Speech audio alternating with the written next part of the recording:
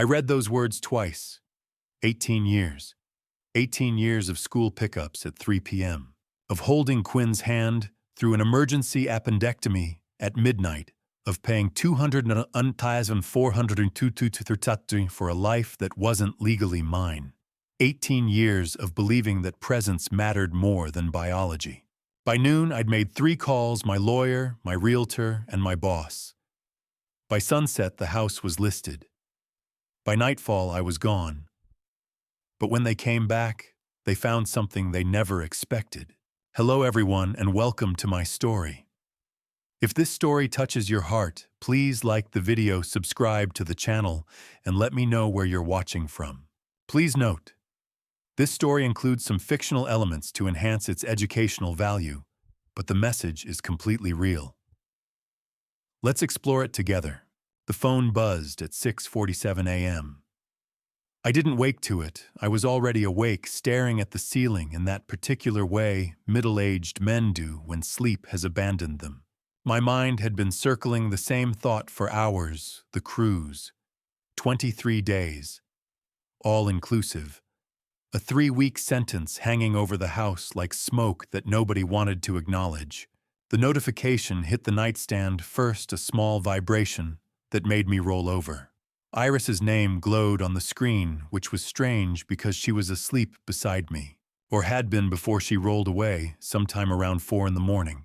I reached for the phone without thinking, muscle memory of 18 years, telling me that Iris's messages at odd hours usually meant something about Quinn needed attention. You're not coming on the cruise.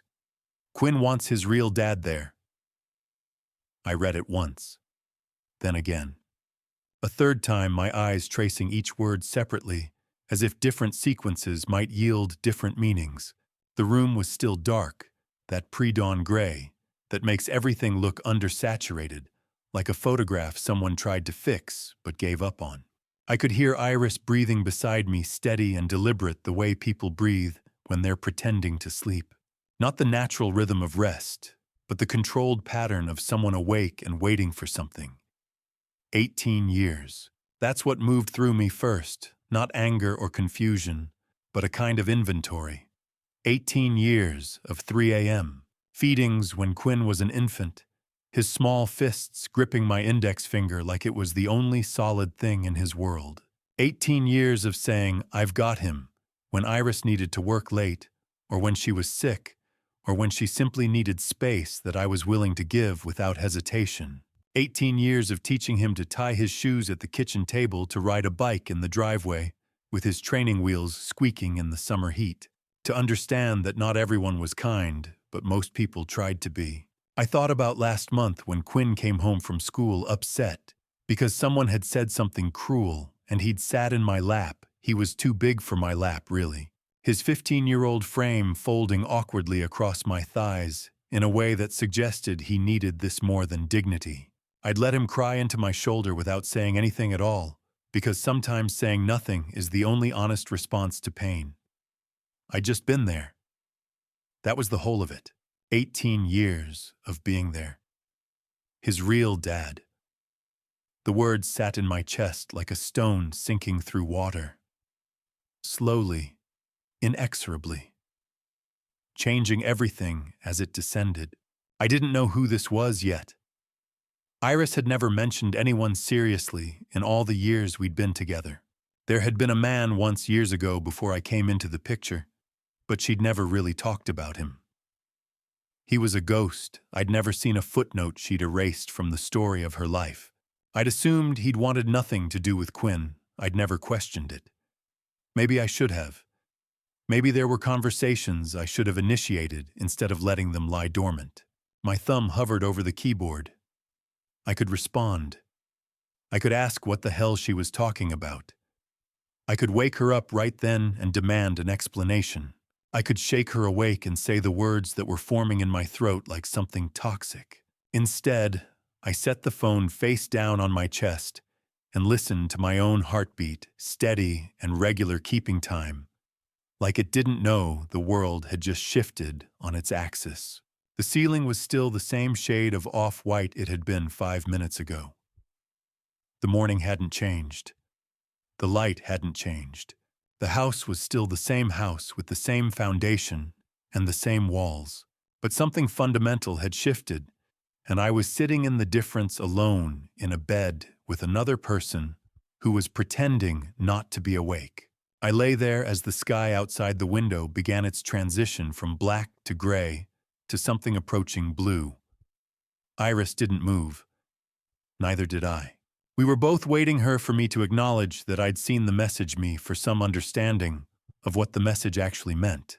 The silence between us stretched like something living and conscious. By 7:15 a.m., when the first light of actual day began to creep across the bedroom floor in sharp lines, I was certain our family was dissolving. The coffee had gone lukewarm by the time Iris walked in. I didn't remember making it. I'd moved downstairs after reading the text. Some autopilot version of myself had filled the machine with grounds and water, and now I was sitting at the kitchen counter, staring into the mug like it might explain something. The kitchen was the same as it always was. Morning light coming through the window above the sink. The oak table where we'd eaten thousands of meals. The refrigerator covered in Quinn's artwork from elementary school. Nothing had changed, and everything had. Iris came down around 7:45. She was already dressed, which meant she'd been awake longer than me, meant she'd been deliberate about this. She didn't meet my eyes. She set her own mug on the counter, careful, deliberate, and filled it with coffee. I watched the steam rise. "Nathan called," she said. The name hung there like a verdict. Nathan. A name I'd never heard until this week. A name that apparently mattered more than 18 years of 3 a.m. Ear infections more than the time Quinn broke his collarbone falling off the monkey bars. And I drove him to the hospital while Iris was at work. More than sitting through his entire 6th grade soccer season when he was terrified. And I was the only one in the stands every Saturday morning without fail. "What did he want?" I asked. "He wants to be involved." She was gripping her coffee mug like it was the only thing keeping her steady. "Quinn's interested in knowing him. I think that's fair." Fair. The word landed wrong. I thought about the prom 4 years ago, Quinn in his rented tuxedo, nervous about his date, and me taking 50 photographs in the driveway while he pretended to be annoyed but wasn't. I thought about the college fund conversation last year when Quinn and I had sat down with a financial planner and talked about marine biology programs, and Quinn had said, "Dad, I'm scared I'm not smart enough." And I'd said, "You are. I've watched you work for 18 years. I know."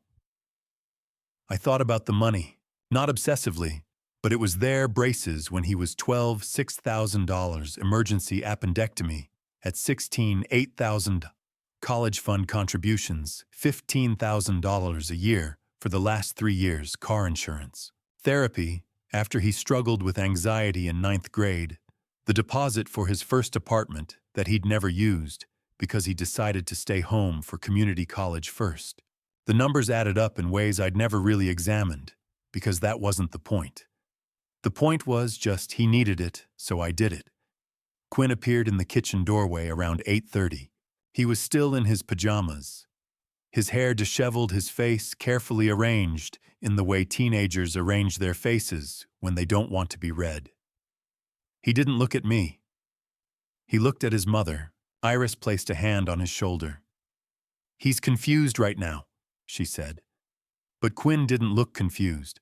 He looked like someone who'd been told a story about himself that he was still trying on, testing the fit.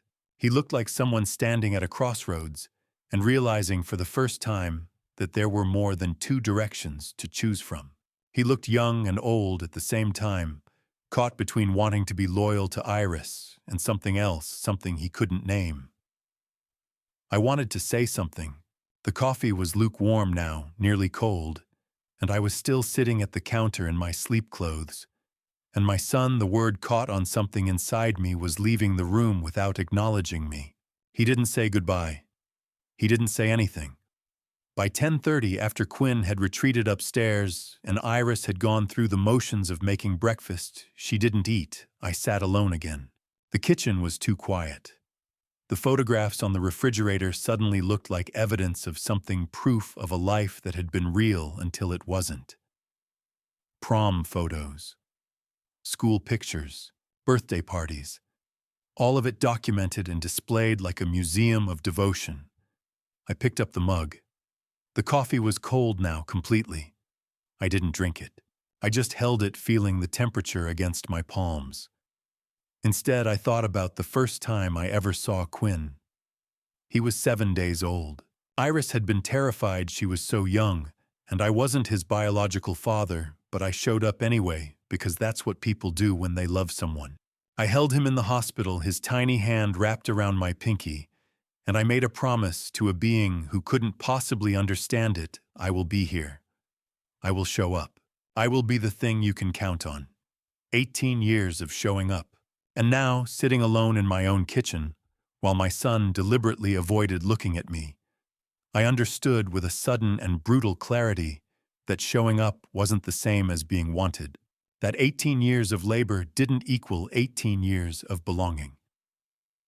That love apparently could be retroactively erased by a phone call from a stranger.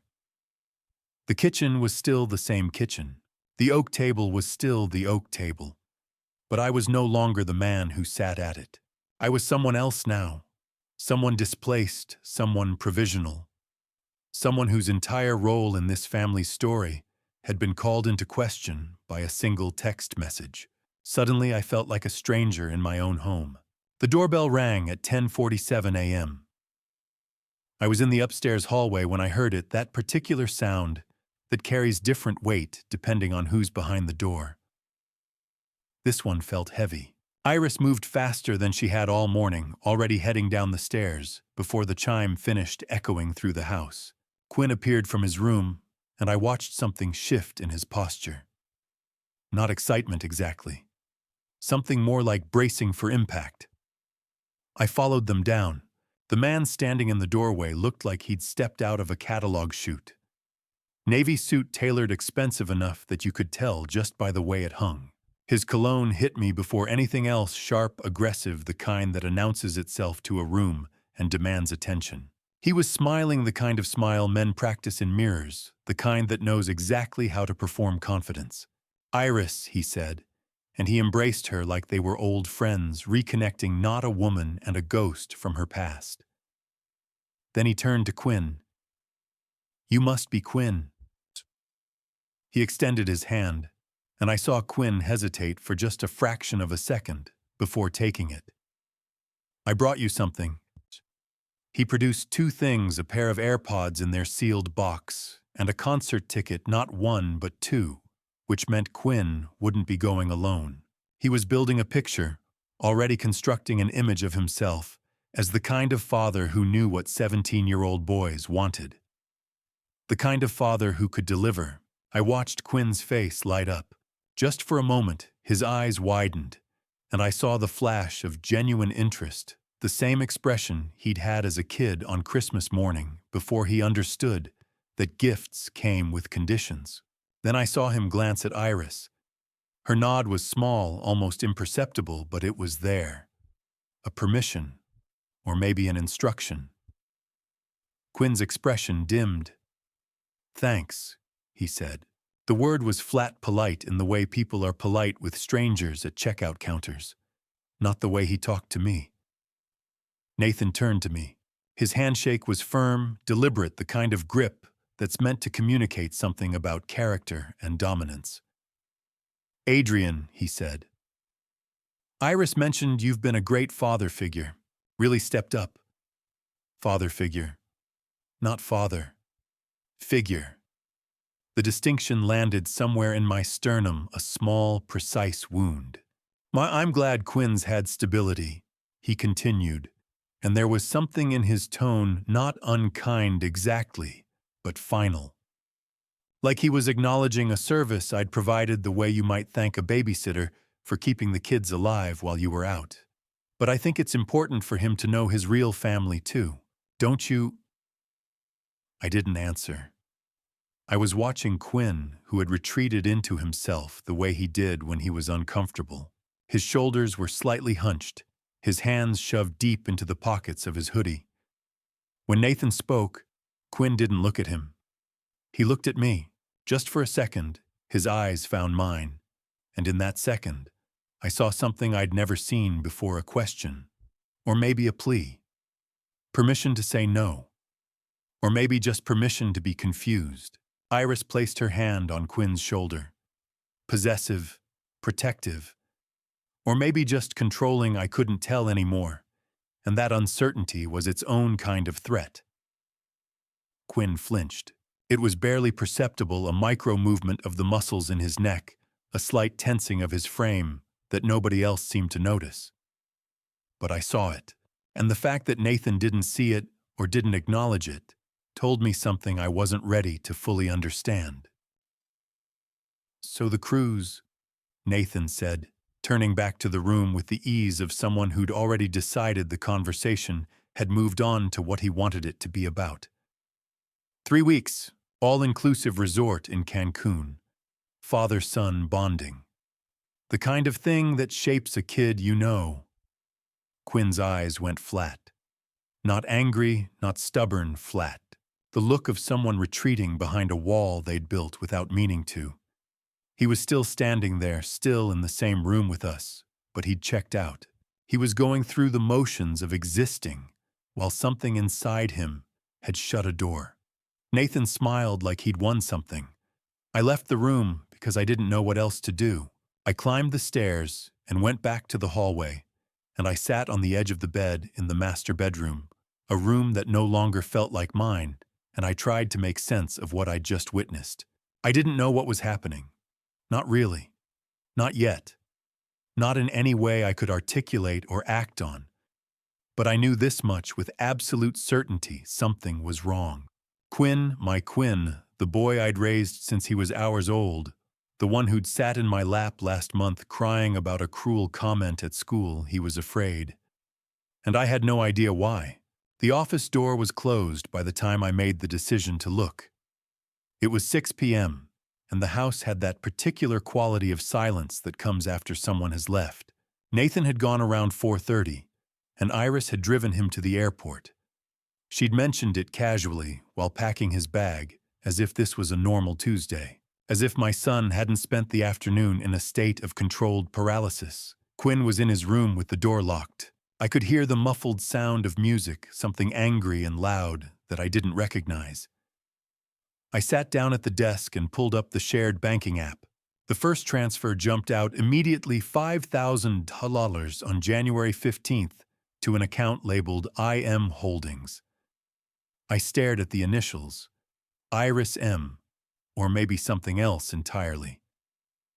I scrolled back. Another one, $8,000 on February 22nd. Then $12,000 on March 10th. All to the same account. The dates were deliberate, spaced out, the kind of timing someone uses when they don't want the pattern to show up on a casual glance. $45,000 in 4 months. My stomach did something it had never done before. A kind of cold drop, like stepping off a ledge in the dark and waiting to hit bottom. I didn't recognize the account name. I'd never authorized these transfers, which meant Iris had done it alone on the joint account, which meant she didn't think I'd notice or she didn't care if I did. I opened the filing cabinet to the left of the desk, the one where we kept important documents. Insurance papers, tax returns, car registration, and buried under a stack of old bank statements, Quinn's college paperwork from years ago. I pulled it out and kept digging. That's when I found the envelope. It was old. The paper yellowed, the postmark from 15 years ago, from a law office in Des Moines. The return address read, Estate of Michael Torres, Attorney Representative. Michael Torres, Quinn's biological father. A man I'd never met, a man Iris had never really talked about, a man who had apparently existed only as absence. The envelope was unopened. My hands were steady as I slid it open with a desk knife, but I wasn't steady inside. The letter was formal, the kind of legal document that announces something important in the most careful possible language. Dear Custodian, it began. We are writing to inform you that Michael Torres, in his last will and testament, established a trust fund for his biological son, Quinn Torres, in the amount of $500,000. $500,000. Maturity at age 23. The letter went on to describe the details, annual statements, investment growth, the role of the custodian, and there it was in the third paragraph. Annual statements regarding trust fund activity shall be sent to the designated custodian Iris M. Torres. Not Adrian, just Iris. I read the letter 3 times. Then I did something I'd never done before. I called the trust company's number printed at the bottom of the page. It was after hours, but I left a message with my name, my number, and the case number from the letter. They called back the next morning at 8:47 a.m. The administrator's voice was professionally neutral. Yes, Mr. Adrian, I can confirm that Iris Torres has been receiving annual statements for the past 15 years. The account is in good standing with current balance of approximately $487,000. And my name? I asked. I'm sorry. Is my name on the account? A pause. The sound of someone checking a file. No, sir. The custodian listed is Iris M. Torres only. I thanked her and hung up. My hands were shaking now, a fine tremor I couldn't control. The pieces were assembling themselves into a picture I didn't want to see. Iris had been receiving statements, about $500,000, Quinn's $500,000 for 15 years, without telling me. The $45,000 in transfers started 3 months ago, right around the time Nathan reappeared. Right around the time Iris started being cold. Nathan knew about the trust fund. That was the only explanation that made sense. He'd come back into Iris's life knowing there was money attached to Quinn, knowing there was leverage to exploit. The cruise wasn't about bonding. The cruise was about access, about getting Quinn alone long enough to establish a relationship, about positioning himself as the provider, the real father, the one with resources to offer something I couldn't. $45,000 was a start. I walked downstairs and back to the office. I sat at the computer, the family computer, the one with the screensaver of Quinn at age 7, grinning with a gap-toothed smile, and I tried the password I'd set up years ago. Quinn's birthday. MMDDYYY. The computer unlocked. In the Documents folder, I found a subfolder labeled Quinn College. Inside were dozens of emails. The folder names were color-coded, the subject lines visible in the preview pane. Timeline. Custody discussion. Financial plan. All of them were exchanges between Iris and Nathan. I opened the oldest one and began to read. The office was empty at 8 p.m. Tuesday evening. Adrian sat alone at his desk with the computer screen glowing in the darkness, a full bottle of whiskey untouched beside him. He'd called in sick to work, told Margaret to cancel the house, showing told David he'd call back tomorrow. Tonight, there was only one thing that mattered, reading every single email between Iris and Nathan in order from the very beginning. The first email arrived on January 10th, subject line, "It's time." Iris Nathan had written Quinn's old enough now. She's ready to know her real father. I've thought about this for years. Let's do this right. Let's make her feel wanted. Adrian's stomach tightened. He scrolled to Iris's response, dated the same day at 11:47 p.m. I don't know if this is the right thing. Adrian has been so good to her. But yes, I think it's time. Quinn deserves to know where she came from. Simple. Devastating. The moment everything shifted. The next email, January 25th. Nathan's tone had changed. It was colder now, calculating. The trust fund matures at 23. If we position this correctly, she'll see me as the provider. By the time she's 23, she'll choose to stay with me. Not Adrian, me. Here's the first step, the cruise. 3 weeks away. No interference from Adrian. She'll remember what real family feels like. Adrian read it 3 times. The precision of it, the cruise was already being weaponized, already being framed as bonding time, already serving a purpose that had nothing to do with Quinn's happiness. Iris's response came on January 28th. Nathan, I'm not comfortable with this. This is starting to feel like a plan instead of a reunion. Quinn loves Adrian. He's been a good father to her. How is lying to her real family? Nathan's reply was immediate, 11:32 p.m., the same night. Because Adrian isn't real family, Iris. You know that. He's been useful, but he's not her father. I am. And as her biological father, I have every right to show her what real provision looks like. Real security. Real family. Adrian felt something crack inside him, not from jealousy, but from the clinical certainty of Nathan's language. Useful. That's what Adrian had been. Useful. The emails continued. February 8th. Iris increasingly conflicted Nathan. I'm worried Quinn will resist. She loves Adrian. What if she doesn't want to leave him? Nathan's response was chilling. Then we remind her what love actually is. Love isn't about showing up for 18 years and expecting a medal.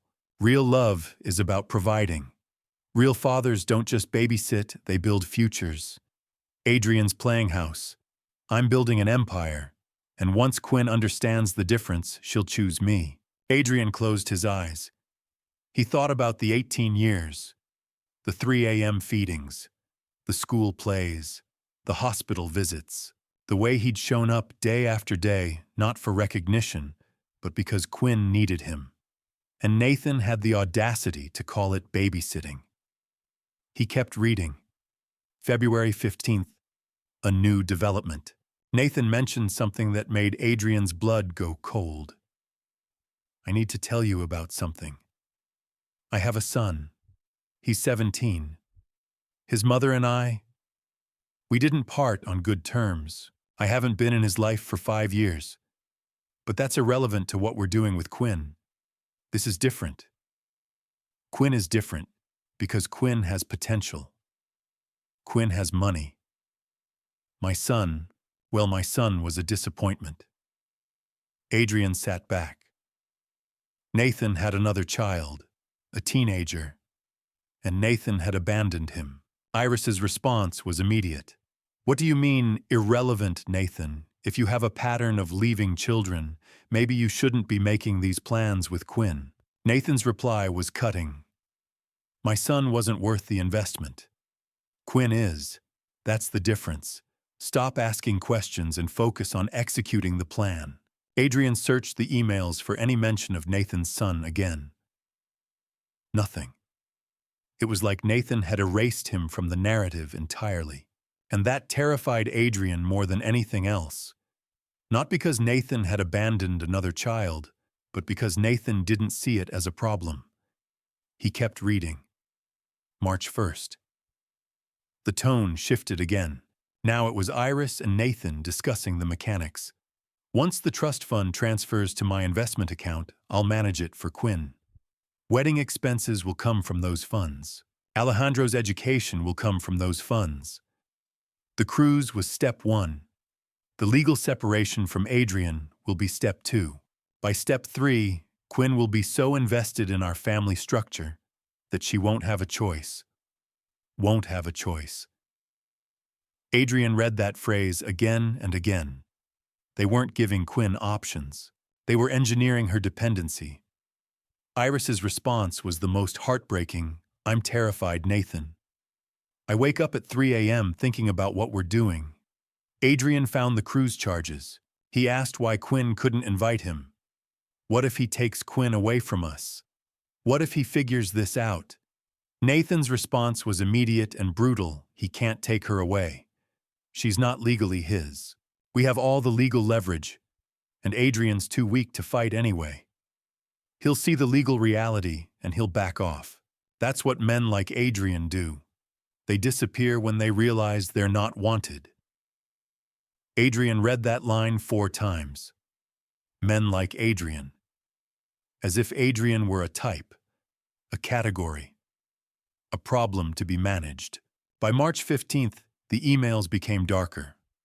Iris was clearly breaking under the pressure, but Nathan was pushing harder. I received an email from my son's mother today. She wanted to know if I was interested in paying back child support. I told her no. That chapter is closed, but it made me think about Quinn, about how much better this is with Quinn. My son was weak, his mother was weak, but Quinn has spine. Quinn has potential. Quinn will understand that this is for her own good. Adrian felt physically ill. Nathan wasn't just manipulating Quinn. He was erasing his own son. And he was using Quinn as a replacement, a do-over, a chance to get it right this time, with someone who had money and potential. The final email dated March 15th, 11:47 p.m. Exactly 1 week before the cruise, Iris, I need you to be clear about something. In 3 weeks, Quinn will come back from this cruise changed. She will have experienced what it's like to have a real father. She will understand that Adrian is insufficient. And by the time the trust fund transfer happens, she'll be begging to stay with us. But only if you commit to this completely. No more doubts. No more guilt. We are her future. Adrian is her past. Do you understand? Iris's response came at 12:04 a.m. I understand. But Nathan, if we do this, we have to see it through. We can't hurt Quinn in the process. We can't make her choose between us and Adrian. That's not love. That's not love. Adrian looked up from the screen. It was past midnight. His hands were shaking. He stood and walked to the window looking out at the dark city. He thought about Nathan's son, 17 years old, abandoned by his father for 5 years, replaced by a stepdaughter with a trust fund and potential. He thought about whether that boy knew about Quinn, whether he was watching his father try again with someone new. He thought about Quinn, who had no idea that she was being assessed, evaluated, compared to a boy she'd never met, and found to be in Nathan's estimation superior. Adrian picked up his phone. He needed David. He needed a lawyer. He needed to understand what legal leverage meant and what options he had before Nathan completely destroyed Quinn's ability to trust anyone. He called David's emergency line. David, it's Adrian. I need to see you first thing in the morning, and I need you to find out everything you can about Nathan Torres, including information about his biological son. I think he might be another victim in this. The office smelled like old paper and older decisions. Wednesday morning light filtered through the Venetian blinds, casting narrow shadows across the desk. I sat alone with 18 years of receipts, bank statements, and medical records spread before me like evidence in a trial I hadn't planned to fight. I started with the credit card statements, pulling them chronologically from a folder marked Quinn Medical and Education. The spreadsheet I'd built over the past 3 hours tracked every significant expense, every milestone paid for by my hand. Braces $200, completed when Quinn was 14, the year before the first anxiety spiral. I remembered picking him up from the orthodontist's office, the slight embarrassment on his face about the metal brackets. I drove him to frozen yogurt afterward, his choice, his comfort. That was included in the cost, though it didn't appear on any statement. Emergency appendectomy at 16, $400, even with insurance. The hospital bill came to our address. I'd signed the financial responsibility form while Quinn was in pre-op, still groggy from the anesthesia. Iris had been in the waiting room, her phone in her hand. Therapy. 3 years of sessions starting when Quinn was 14. That's $3,600 a year, $10 to $800 total. Dr. Sarah Mitchell, licensed therapist specializing in adolescent anxiety. Adrian Hayes, responsible party. My signature on every intake form. College fund contributions, $15,000 per year for the last 3 years. $45,000 directed toward Quinn's future. Car insurance, $1,800 per year. Driving lessons, $800. The deposit for an apartment that Quinn had planned to rent, but ultimately didn't, $1,500 still held in escrow somewhere. The total came to $287,432. I typed the number into the notepad on my computer and stared at it. $287,432. Over 7 billion Vietnamese dong. 18 years of showing up translated into a single figure on a screen. I wasn't keeping score, or so I'd told myself. But standing in this office at 7:47 a.m., watching the morning light move across the desk, I realized I was. I'd been keeping score in every receipt, every signed form, every moment I prioritized Quinn's stability over my own uncertainty. I opened the filing cabinet and pulled the deed. My name, Adrian Hayes. No mortgage since the bank had been paid off 3 years ago. I checked the county appraisal database. The house was valued at approximately $425,000, paid for, owned outright, in my name alone. Iris had never asked to be added to the title. That fact sat heavy in my chest. I understood then what had to happen. Not as revenge, I wasn't that kind of man, but as protection. Quinn was 18 now, legally an adult, but emotionally still caught between two narratives. One where Adrian was the steady hand, the one who showed up at 3 a.m. when he had a fever. Another where Nathan was the real father, the one with money and plans and a future to offer. If I stayed, I became a liability. If Iris and Nathan had access to Quinn's trust fund, if they could convince Quinn that my presence was incidental rather than essential, then Quinn's $500,000 would eventually flow through their hands. Not maliciously, perhaps, but inevitably. The solution was clean separation. I would liquidate my assets, secure Quinn's interests through documentation and legal counsel, and step back far enough that my presence or absence couldn't be weaponized. I called my boss at 8:15 a.m. I need to take personal leave. Starting today. I'm not sure how long. Everything okay? His voice carried the practiced concern of a man who'd heard this before. No, I said, but it will be. Next, I called Margaret Foster. I'd met her at a neighborhood cookout years ago. She'd given me her card and said the exact phrase I now needed to hear. If you ever need to move fast, call me. Margaret, it's Adrian Hayes, from Riverside Drive. Adrian, how are you? Her voice shifted into the professional brightness of a realtor sensing opportunity. I might need to sell my house.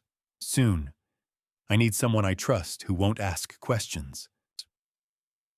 There was a pause. How soon? This week, if possible.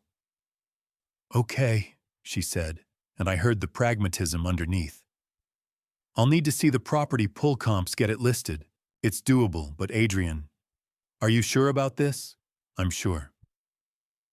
Should I be concerned? I thought about how to answer that. The truth was too complicated, too laden with betrayal and heartbreak, and a love that had curdled into something unrecognizable. No, I said finally. But I do need to talk to a lawyer first, before anything else happens. Smart, Margaret said. Let me know when you want to move forward. I hung up and sat in the silence of the office. The morning had grown brighter. The shadows from the blinds had shifted, creating new patterns across the desk. I looked at the number again, 287, $430.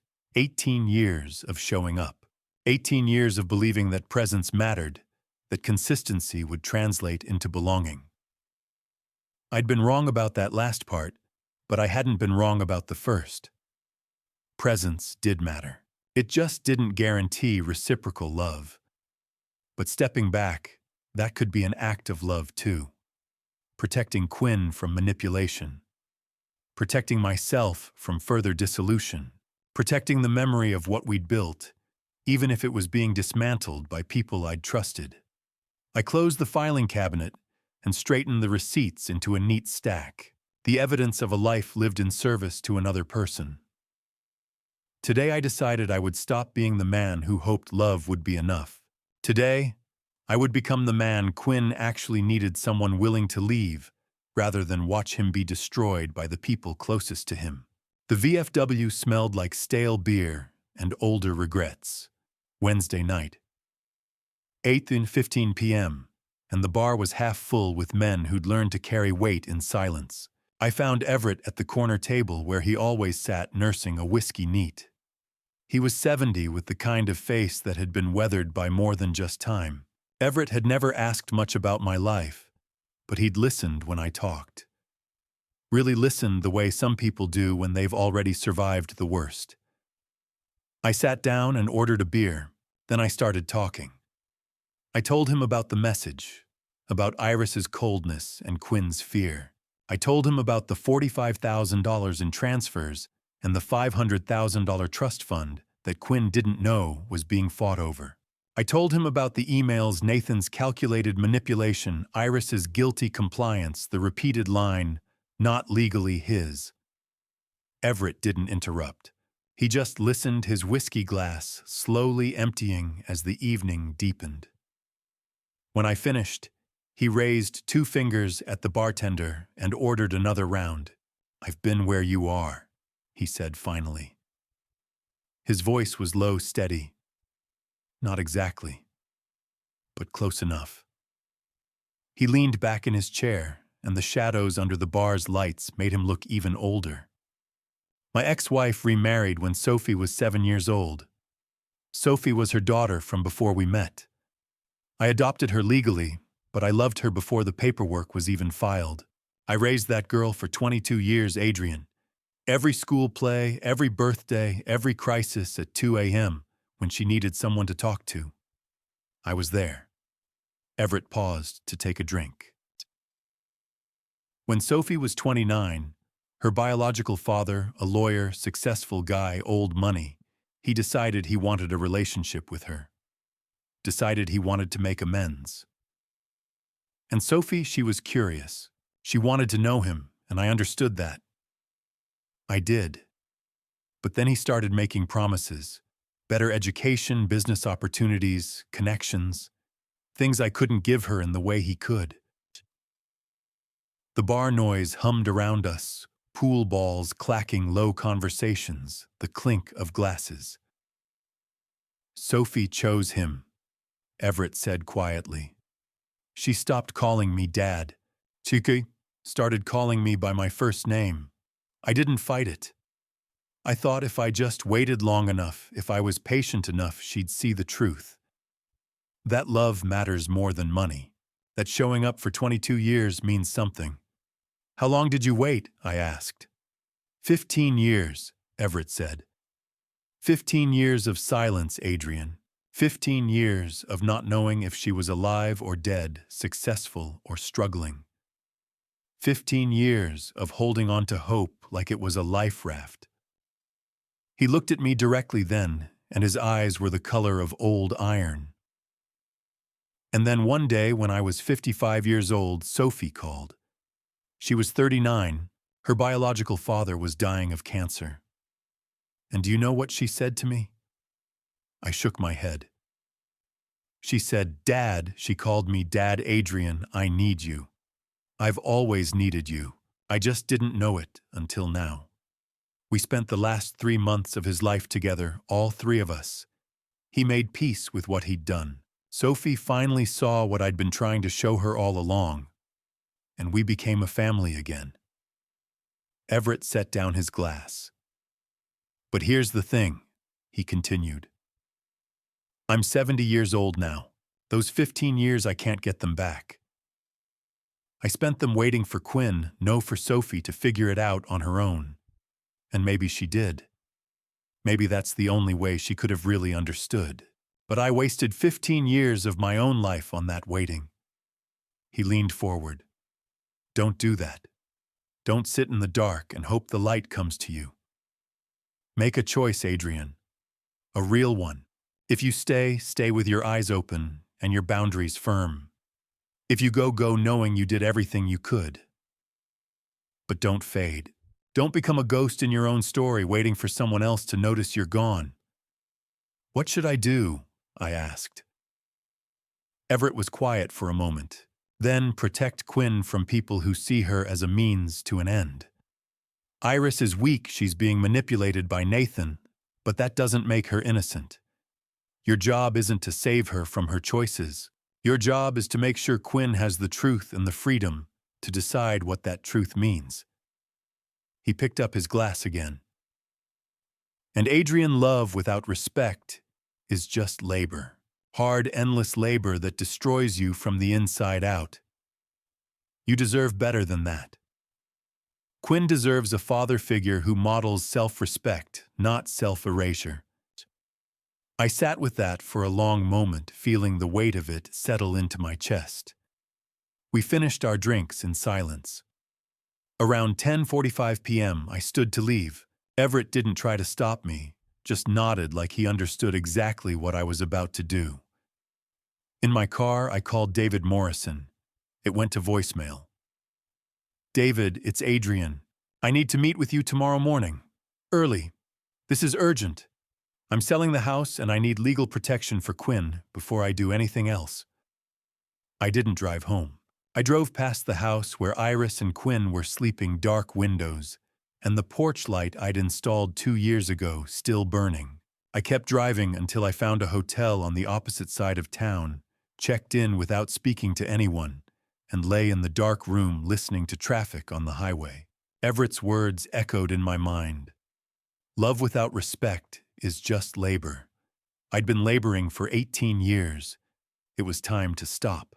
David Morrison's office occupied the 3rd floor of a glass building downtown. The carpet was expensive, the kind that didn't echo footsteps. At 8:30 a.m., I sat in a leather chair across from a man in his early 50s who'd built a career on untangling the messy inheritance of other people's lives. I'd never met David in person before. Our initial consultation had been over the phone, urgent and vague. This morning I came prepared.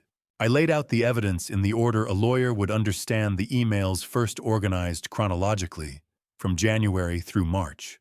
Then the bank statements showing the $45,000 in transfers to IM Holdings. The unopened letter from the trust company. The house deed bearing only my name. 18 years of documentation, credit card statements, medical records, therapy receipts, college fund contributions, all categorized and totaled. David read everything carefully. He didn't rush. He made notes with a fountain pen, the kind of detail that suggested he took this seriously. When he finished, he set the papers down and looked at me over his glasses. Legally, he began, "You have several options. First, you do nothing. You let Nathan and Iris execute their plan. You fade into the background, and Quinn makes her own choices without your intervention. That's an option, though, not one I'd recommend." He paused, letting that sink in. Second, you file for custody or guardianship. But Quinn is 18. She's legally an adult. The judge will likely defer to her wishes. And if Iris and Nathan have successfully convinced her that you're the problem, the court won't override her preference. You'll lose, and the battle itself will damage what's left of your relationship. David adjusted his glasses. Third, you protect your assets and separate cleanly. You have documentation proving you spent over $291,000 on Quinn's care over 18 years. Those expenditures could be characterized as gifts or as a debt they owe you, though I suspect you don't want to go that route. I don't, I said. I just want Quinn to be safe. David nodded. Then here's my recommendation: you sell the house. You document everything for potential future legal action. You make it clear through your attorney that you're aware of the fiduciary breach suggested by those emails, Iris and Nathan are conspiring to misuse Quinn's trust fund, which is a serious violation. If Quinn wants to pursue that legally later, we have evidence. But right now, you step back. You protect yourself. You let Quinn grow up and make her own decisions. What about the house? I asked. You own it outright. Yes. No mortgage. Then you sell it. Now. You take those proceeds, secure them, and start fresh. This isn't about running away, Adrian. It's about self-preservation. If you stay in that house, if you let yourself be slowly erased, you won't be any good to Quinn when she finally needs you. And she will need you. Just not right now, and not in the way you're hoping. David leaned back in his chair. The emails are your real insurance policy. They show intent. They show manipulation. They show Iris and Nathan knew what they were doing was wrong. Otherwise, why would they be plotting in secret? If Quinn ever wants to contest the trust fund management or pursue a case for elder, financial abuse, or breach of fiduciary duty, we have everything we need. But first, you need to protect yourself. I thought about Everett's 15 years of waiting, about Sophie finally calling when her father was dying, about the way hope can calcify into something that destroys you from the inside. I'm going to sell the house, I said. Good. David opened a drawer and pulled out a standard form. I'll have my assistant prepare a letter documenting this consultation and my legal advice. Keep it for your records. It establishes that you acted on counsel, and with clear intent, to protect both your interests and Quinn's. He extended his hand across the desk. Adrian, you're doing the right thing, even if it doesn't feel like it right now. I shook his hand firmly. His grip was solid, the grip of someone who'd had this conversation before with other men in crisis. I'm listing the house today, I said. I'm calling the realtor this morning. Then call me after you've made contact with her. I want to make sure the sale timeline doesn't interfere with any legal documentation we need to preserve. And Adrian, one more thing. I paused at the door. The fact that you came here, that you're thinking about Quinn's future, instead of just your own hurt, that matters. That says something about who you are. I nodded, unable to trust my voice. Leaving the building, I felt lighter and heavier simultaneously. The decision had been made. The path forward was clear. But clarity doesn't make the walking easier. I sat in my car in the parking lot and called Margaret Foster. Margaret, it's Adrian. I'm ready. I need to list the house today. Today, Adrian, that's... I know. Can you do it? There was a pause. I could hear her mentally shifting gears, moving from casual phone call to crisis management mode. I can be at your place by noon. We'll do a walkthrough. I'll take photos and we'll have it on the market by evening. Is that fast enough? Yes, I said. That's perfect. I hung up and sat in the silence of the car, watching the downtown traffic move past. Somewhere in this city, Iris and Quinn and Nathan were going about their day unaware that I'd just dismantled their plan. Not through litigation or confrontation, but through something simpler, by removing myself from the equation. David was right. I wasn't running. I was protecting. And sometimes protecting yourself is the most loving thing you can do for someone else. Margaret Stone arrived at 11:50 a.m. Thursday morning, but Adrian had been awake since 5 a.m., sitting in the kitchen of the house he'd built with his own hands, drinking cold coffee and not tasting it. The walkthrough with Margaret took 40 minutes. She photographed the kitchen, the hardwood floors, the backyard with its mature trees.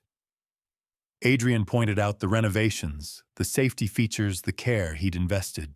Margaret nodded professionally, but her eyes kept drifting to Adrian's face, searching for something beneath the surface. "Why the rush?" she asked as they stood in the living room. "Life changes." Adrian replied the same answer he'd given before. But this time, something in his voice made Margaret pause. "Adrian," she said carefully, "I can sell this house quickly, very quickly, but I need to know if you're sure, because once it's listed, there's no taking it back. The moment someone makes an offer, you're committed." Adrian looked around the living room. He saw Quinn's 7th birthday party here. He saw Christmas morning's hospital paperwork, years of trying to be enough. He saw all of it crystallized into 4 walls and a mortgage that had been paid off 3 years ago. "I'm sure," he said. But he wasn't. Not entirely. That night, sitting alone in the house, Adrian made a decision that surprised him. He called Iris. She answered on the 3rd ring, her voice careful. "Adrian, is everything okay?" "I'm selling the house," he said without preamble. "I wanted you to know before I list it. I don't know what I wanted actually. Maybe I wanted to give you a chance to say something. To do something different." Silence on the other end. "Adrian, I don't want to hear an apology." Adrian continued. "Saidiu, I don't want to hear you explain or justify. I just wanted to let you know that I'm moving forward with this. And I wanted to know if you had anything you needed to tell me before I do." He heard Iris breathing. He heard the weight of 18 years pressing down through the phone line. "I would take it back if I could," Iris said quietly. "All of it. Not meeting Nathan, not letting him convince me, not betraying you. All of it." Adrian felt something shift in his chest. Not forgiveness exactly, but recognition. This was the moment. The point of no return. If he continued with the house sale, with the legal proceedings, with the separation, he was cementing a choice. He was making real the dissolution that had been theoretical until now. "Would you leave him?" Adrian asked. "If I asked you to choose me or him, would you choose me? Would you choose Quinn?"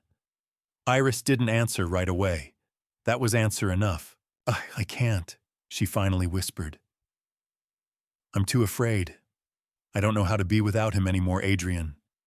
I know that's not fair to you or to Quinn, but I can't." Adrian closed his eyes.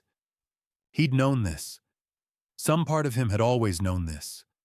But hearing her say it, hearing her confirm that fear had won over love, made it real in a way that emails and bank statements never could.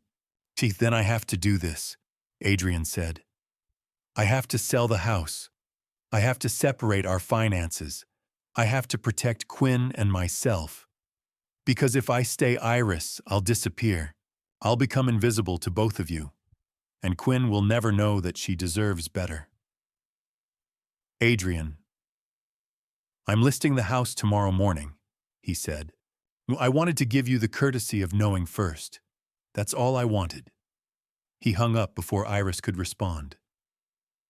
The listing went live Friday morning at 9 a.m. By Friday afternoon, they had 2 offers. By Saturday morning, Margaret called with news. "Adrian, we have a solid offer. Young couple Diego and Catherine Morales. They're pre-approved. They want to close in 10 days. They're offering $10,000. Adrian should have felt something relief, perhaps, or vindication. Instead, he felt only the weight of finality. The house was no longer his. It was becoming someone else's future. "Accept the offer," Adrian said. He called David to confirm. He called his boss to request leave. He packed a suitcase with essential items and moved to the temporary apartment near the river that evening. The house was empty except for furniture. Adrian walked through each room one last time, not to remember, but to say goodbye. In the living room, he found Quinn's childhood photo still on the mantel, Quinn at 7, gap-toothed and grinning. He took it down and put it in his jacket pocket. That night, sitting in the unfamiliar apartment overlooking the Mississippi River, Adrian understood something that hadn't been clear before. The moment of no return had already passed. It happened the moment he read Nathan's emails. The moment he understood what was being done to Quinn. The moment he chose to act rather than pretend. The house sale was simply the consequence of that moment. It wasn't the beginning of the end. It was the beginning of honesty. He looked at Quinn's photograph in the lamplight and whispered something he'd never said aloud before. "I'm not doing this for you, Quinn. I'm doing this for me. Because I deserve to exist as a complete person, not as a supporting character in someone else's story. And by doing that, I'm teaching you that you deserve the same." Outside, the river moved past in the darkness, indifferent and absolute. Friday afternoon at 2:15 p.m., the doorbell rang for what I knew would be the last time as the owner of this house. Diego and Catherine stood on the porch, her hand resting on the small curve of her belly. 7 months pregnant. Catherine moved carefully, like she was already thinking about the space this child would occupy. "Thank you for meeting us again," Diego said, extending his hand. His grip was firm, but not aggressive. A man learning to be responsible. I showed them through the house one final time. Not as a sales pitch, Margaret had handled that, but as a farewell. I pointed out the things I'd fixed, the things I'd cared for. The kitchen tile I'd had to replace twice because Quinn had dropped things there. The scuff marks on the hallway wall from moving furniture. The reinforced lock on the back gate because safety mattered. Catherine moved slowly through each room, touching things gently. The kitchen counter, the frame of the living room window, the banister as she climbed the stairs. In the backyard, she turned to me with a question I'd been waiting for. "Is it safe for children out here?" "Yes," I said. "I made sure of that." She smiled, and it was the kind of smile that contained understanding. "We can feel the care in this place," she said quietly. "Whatever brought you to sell it, I hope you're going to be okay." I hadn't planned to tell her anything, but standing there in the afternoon light with this young woman who was about to become a mother, something shifted. The lie I'd been constructing that I was fine, that this was just a business decision, that I was moving on to something better, suddenly felt exhausting. "I left because someone I loved didn't value what I gave," I said. "I'm selling because I need to take care of myself." Catherine didn't flinch. She didn't offer platitudes or false comfort. She just nodded like she understood exactly what that meant. "I was a stepmother," she said, "to Diego's daughter. She was already a teenager when we met, and she didn't want me there. It was hard, Adrian. So hard. I learned that you can't force family. You can only be honest and hope they eventually understand." "Did she?" I asked. "Might eventually understand." "She's 18 now," Catherine said. "And sometimes, not always, but sometimes she calls me Mom. It took 10 years. But yes, she understood." Adrian and Catherine stood in silence for a moment. The backyard was quiet except for the rustle of leaves in the old oak trees. I'd planted one of those trees myself years ago when Quinn was small. I'd wanted to create something that would outlast me in this place. I think your daughter will understand too," Catherine continued. "What you're doing, stepping back, taking care of yourself, that's not abandonment. That's love." I didn't know if she was right, but I wanted to believe her. Diego joined us as we moved back inside. He shook my hand firmly at the threshold of the living room, the space where Quinn had celebrated 7 birthdays, where we decorated a Christmas tree every year, where life had happened despite my best efforts to control it. "Thank you for keeping this place," Diego said. "We're going to fill it with love." "I know you will," I replied, and I meant it. As they signed the final documents in the living room, I excused myself and walked upstairs to Quinn's old room. It was empty now, except for one thing, a small framed photograph on the windowsill that I'd somehow missed during my packing. It was Quinn at 7 years old, gap-toothed and grinning, holding a fish he'd caught at summer camp. His eyes were bright with a joy that seemed uncomplicated, unshadowed by the future. A moment before, everything became complicated. I took the frame down from the shelf and looked at it for a long time. This was the only thing I was taking from this house. Not the deed, not the equity, not the memories embedded in these walls. Just this one moment of pure, uncomplicated love captured in a photograph. This wasn't an obligation.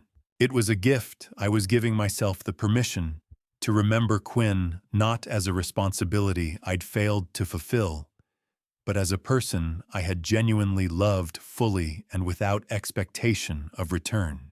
I put the photograph in my jacket pocket. When I came downstairs, Diego and Catherine were waiting by the door. They both hugged me. Catherine's embrace was gentle, careful around her pregnant belly. Diego's was firm, grateful. "I'd take care of this place." I said, though I wasn't entirely sure who I was talking to, them or myself. "We will," Catherine promised. "And Adrian, take care of yourself too. That matters." I locked the door behind them for the last time. The keys went into an envelope that Margaret would deliver to the closing attorney. The house was no longer mine. Walking to my car, I realized I was lighter than I'd been in 18 years. Not happy exactly, but unburdened. For the first time, I wasn't performing for an audience that had never asked for the show. I was just Adrian alone with a photograph of a 7-year-old boy, and the knowledge that sometimes the most loving thing you can do is let go. The cruise ship pulled into port on a Saturday afternoon, but Quinn didn't stay for the farewell dinner. The migraine had started on day 5, and hadn't stopped, a dull, persistent throb behind the eyes that made the constant noise and forced cheerfulness unbearable. By day 8, Quinn had told Nathan and Iris she was leaving early. Iris hadn't objected. The first 3 days with Nathan had been different from what Quinn expected. Not bad exactly, just different. Nathan had been charming, initially taking Quinn to dinner at the captain's table buying drinks that Quinn was technically too young to have, but that Nathan ordered anyway with a wink, sharing stories about his business empire and the opportunities that awaited someone with Quinn's potential.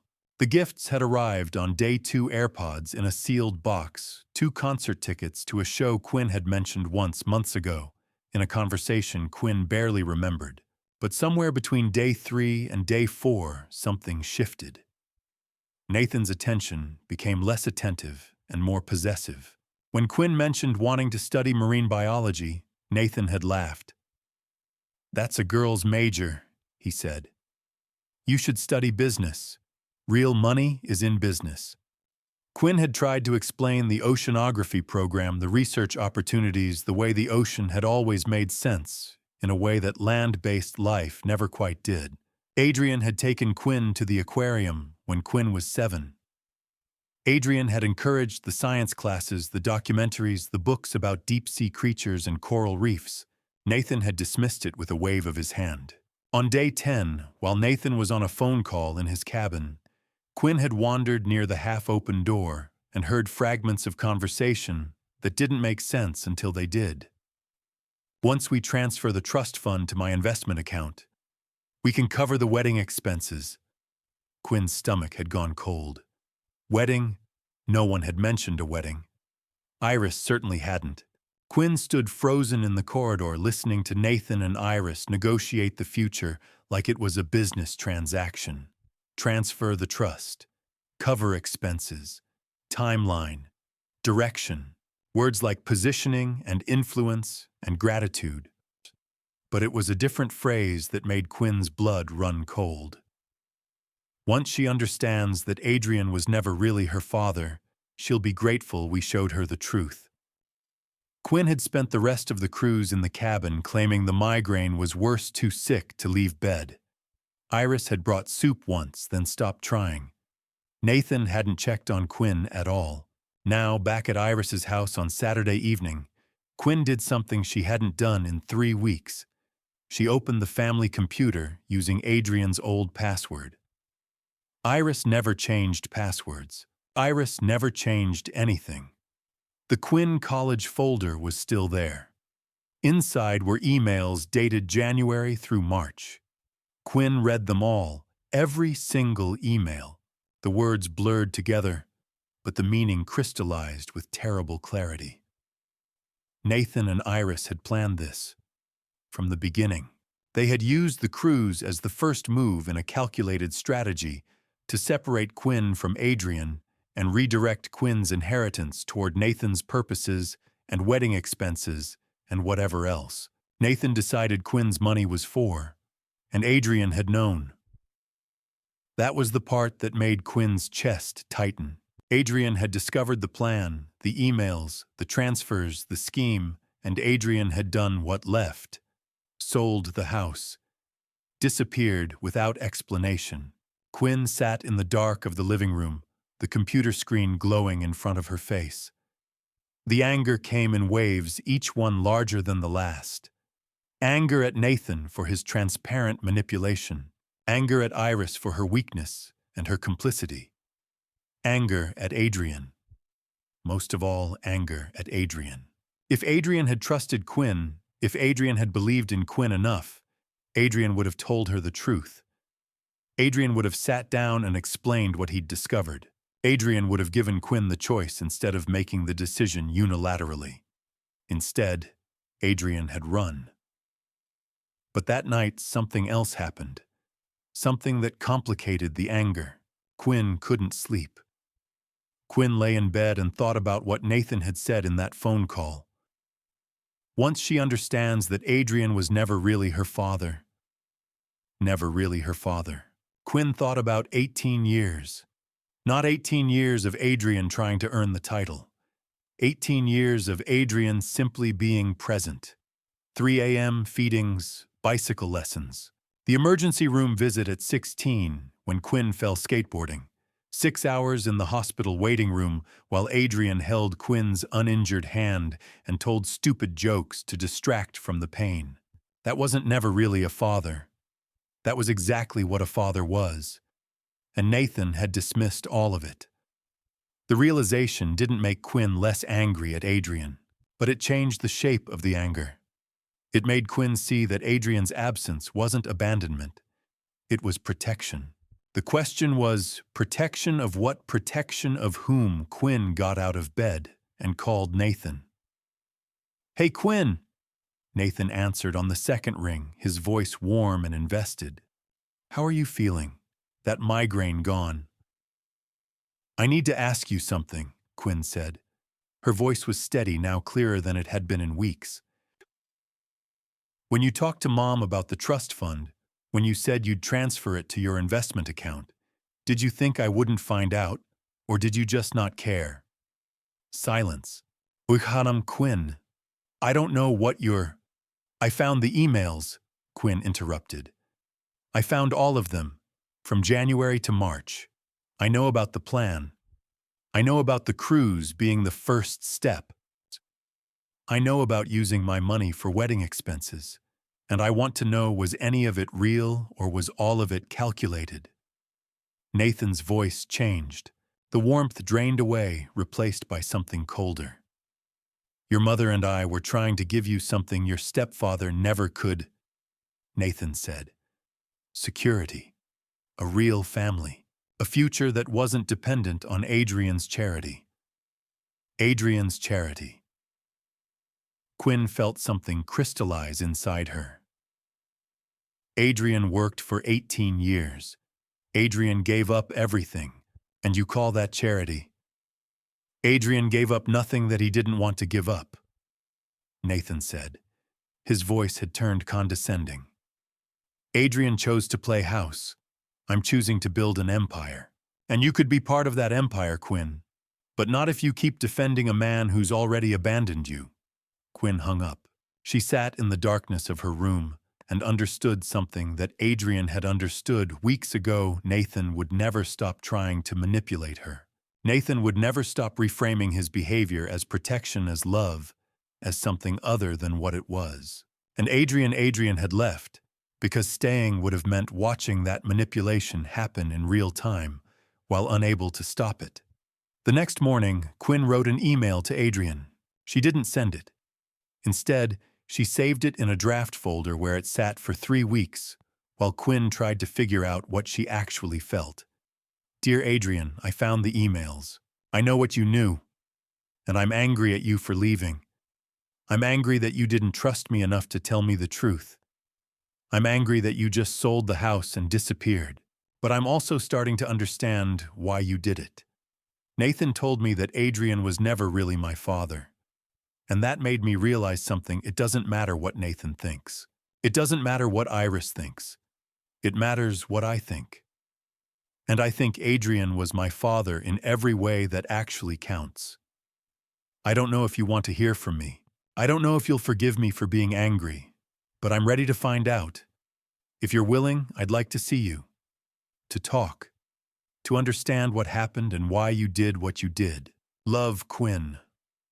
3 weeks after writing the email, Quinn finally sent it. If you're still watching at this point, leave a comment. Is 18 years enough to change a heart? So I know you're still here with me. Because what comes next won't just be a courtroom. The next part is when every secret will be exposed. Emails, money, lies. Everything Adrian stayed silent about to protect Quinn now laid bare in front of the entire court. And Quinn will hear all of it. Please note the upcoming courtroom story includes some fictionalized details. If you're not interested in legal specifics, you're free to stop watching here. But if you want to know whether love can truly overcome the system, stay with us. The courthouse smelled like pine cleaner and old decisions. Thursday afternoon, 6:15 p.m., and the family court of Scott County was preparing for a hearing that would determine nothing and everything simultaneously. Adrian sat at the respondent's table with David Morrison on his left. Across from them, Iris sat rigidly beside her attorney, Patricia Reeves. Nathan was in the back row, his expensive suit catching the afternoon light. His lawyer, Robert Chandler, whispered something in his ear that made Nathan smile. Judge Margaret Foster entered from chambers and took her seat. She was in her 60s with the kind of eyes that had seen too many lies and stopped being surprised by any of them. We're here regarding custody and financial support of Quinn Torres, who is 18 years old. Judge Foster began reviewing the paperwork. The petitioner is Iris M. Torres, seeking clarification of support obligations from Adrian Hayes. Mr. Chandler, present your case. Nathan's attorney stood with practiced efficiency. His argument was surgical. Adrian had no legal standing, had never been legally adopted as Quinn's father, and therefore had no claim to involvement in Quinn's decisions or financial arrangements.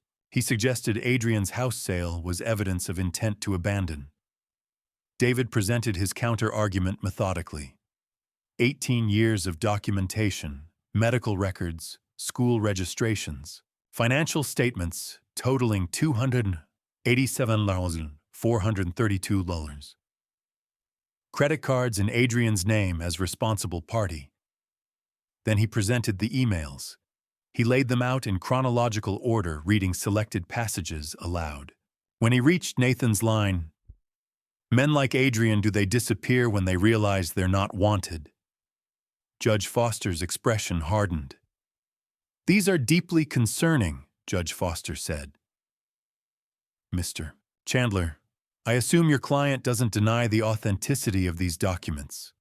Robert Chandler hesitated. That hesitation spoke volumes. "We would need time to evaluate." "Their source is the family computer," David interrupted, "with Adrian's password access provided by the authorized user." Judge Foster nodded grimly. "I'm ordering a forensic analysis of Quinn's trust account. All transaction records related to the $500,000 trust. If these emails suggest what they appear to suggest, we're looking at potential breach of fiduciary duty." What happened next wasn't part of the script. Iris stood up.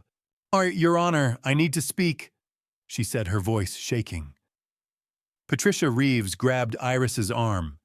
"Mrs. Torres, sit down." "No," Iris said, pulling away. "No, I need to say this, in front of everyone." Judge Foster leaned forward. "Mrs. Torres, you may approach the bench."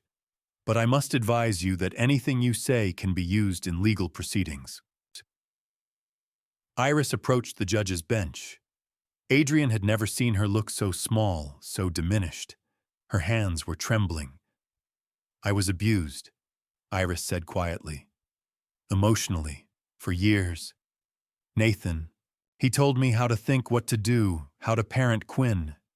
He made me feel worthless unless I obeyed him. And when Adrian started asking questions about the money, about the emails, Nathan told me I had to lie.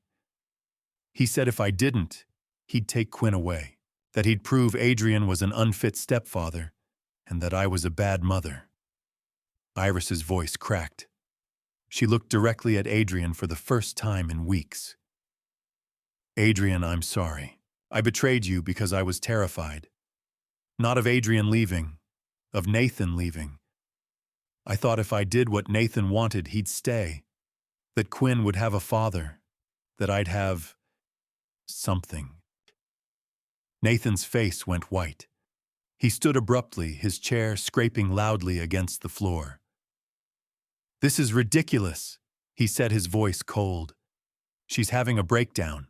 She doesn't know what she's saying. Judge Foster's eyes narrowed. She looked directly at Nathan. Mr. Torres, sit down. Now. Nathan sat, but his expression had shifted. The charming facade had cracked, revealing something uglier underneath. Judge Foster turned back to Iris. You're saying your partner coerced you into participating in a scheme to manipulate your daughter's trust fund? Yes, Iris whispered. I'm saying that. And I'm saying Adrian is right. Adrian has always been right. Adrian is the only one who actually cared about Quinn as a person, not as a means to an end. The courtroom was silent. Judge Foster ordered a recess. She called Adrian, David, and the opposing counsel into her chambers. What happened there was closed to the public, but when the hearing reconvened 30 minutes later, the energy had shifted completely. Nathan's lawyer stood and made a motion. Mr. Torres wishes to withdraw from all claims related to Quinn Torres's trust fund and personal support. We are requesting that this matter be resolved through settlement rather than continued litigation. Judge Foster didn't look surprised. She turned to Adrian. Mr. Hayes, the court recognizes your substantial financial and emotional investment in Quinn's life over 18 years.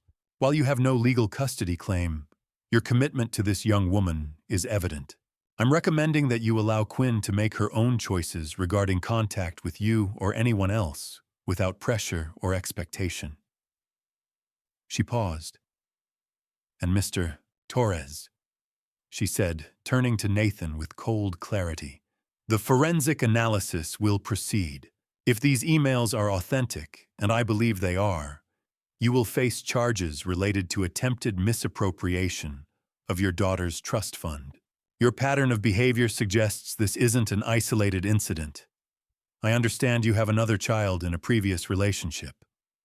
Nathan's jaw tightened. And that's irrelevant to these proceedings, he said. It's not, Judge Foster replied. It suggests a pattern, and patterns matter when assessing character and intent. After the hearing, Adrian stood in the courthouse hallway feeling hollowed out. The legal machinery had ground to a halt. Iris had imploded. Nathan was facing consequences, but Adrian didn't feel victorious. He felt only the weight of what victory had cost. David approached him. You won, Adrian. Nathan's settlement offer means he's backing off completely. The forensic analysis will likely confirm our suspicions. I know, Adrian said, but he was looking at Iris, who stood alone near the water fountain, her entire body sagging under the weight of her confession. He walked toward her. Iris, he said simply. She looked up, tears streaming down her face. I destroyed everything. And for what? For a man who was using me the same way he was using Quinn. Adrian didn't know what to say. He didn't know how to comfort someone who had betrayed him, and yet whom he also understood had been broken in her own way. You're going to get help, Adrian said. It wasn't a question. You're going to find a therapist. You're going to rebuild who you are when you're not trying to please someone else. And maybe eventually Quinn will understand that you were trapped too. Iris looked at him with something like wonder. How can you be kind to me right now? Because Adrian said kindness isn't the same as forgiveness. I don't forgive you. But I understand you, and understanding is sometimes harder than forgiveness. He turned and walked toward the exit, leaving Iris standing alone in the hallway. Outside, the city was moving forward. Traffic, people, the world spinning indifferent to the small dramas of family dissolution. Adrian sat on the courthouse steps and realized something: he had won the legal case. But the real victory would come later, when Quinn chose to see him, not because she had to, but because she wanted to. That was the only victory that mattered. Adrian's therapist once told him, "Some conversations need to happen, not because they'll change anything, but because they need to be witnessed." He didn't fully understand that at the time. He understood it now, sitting in his car outside a coffee shop, watching Nathan walk past the window without noticing him. 3.5 weeks had passed since the hearing.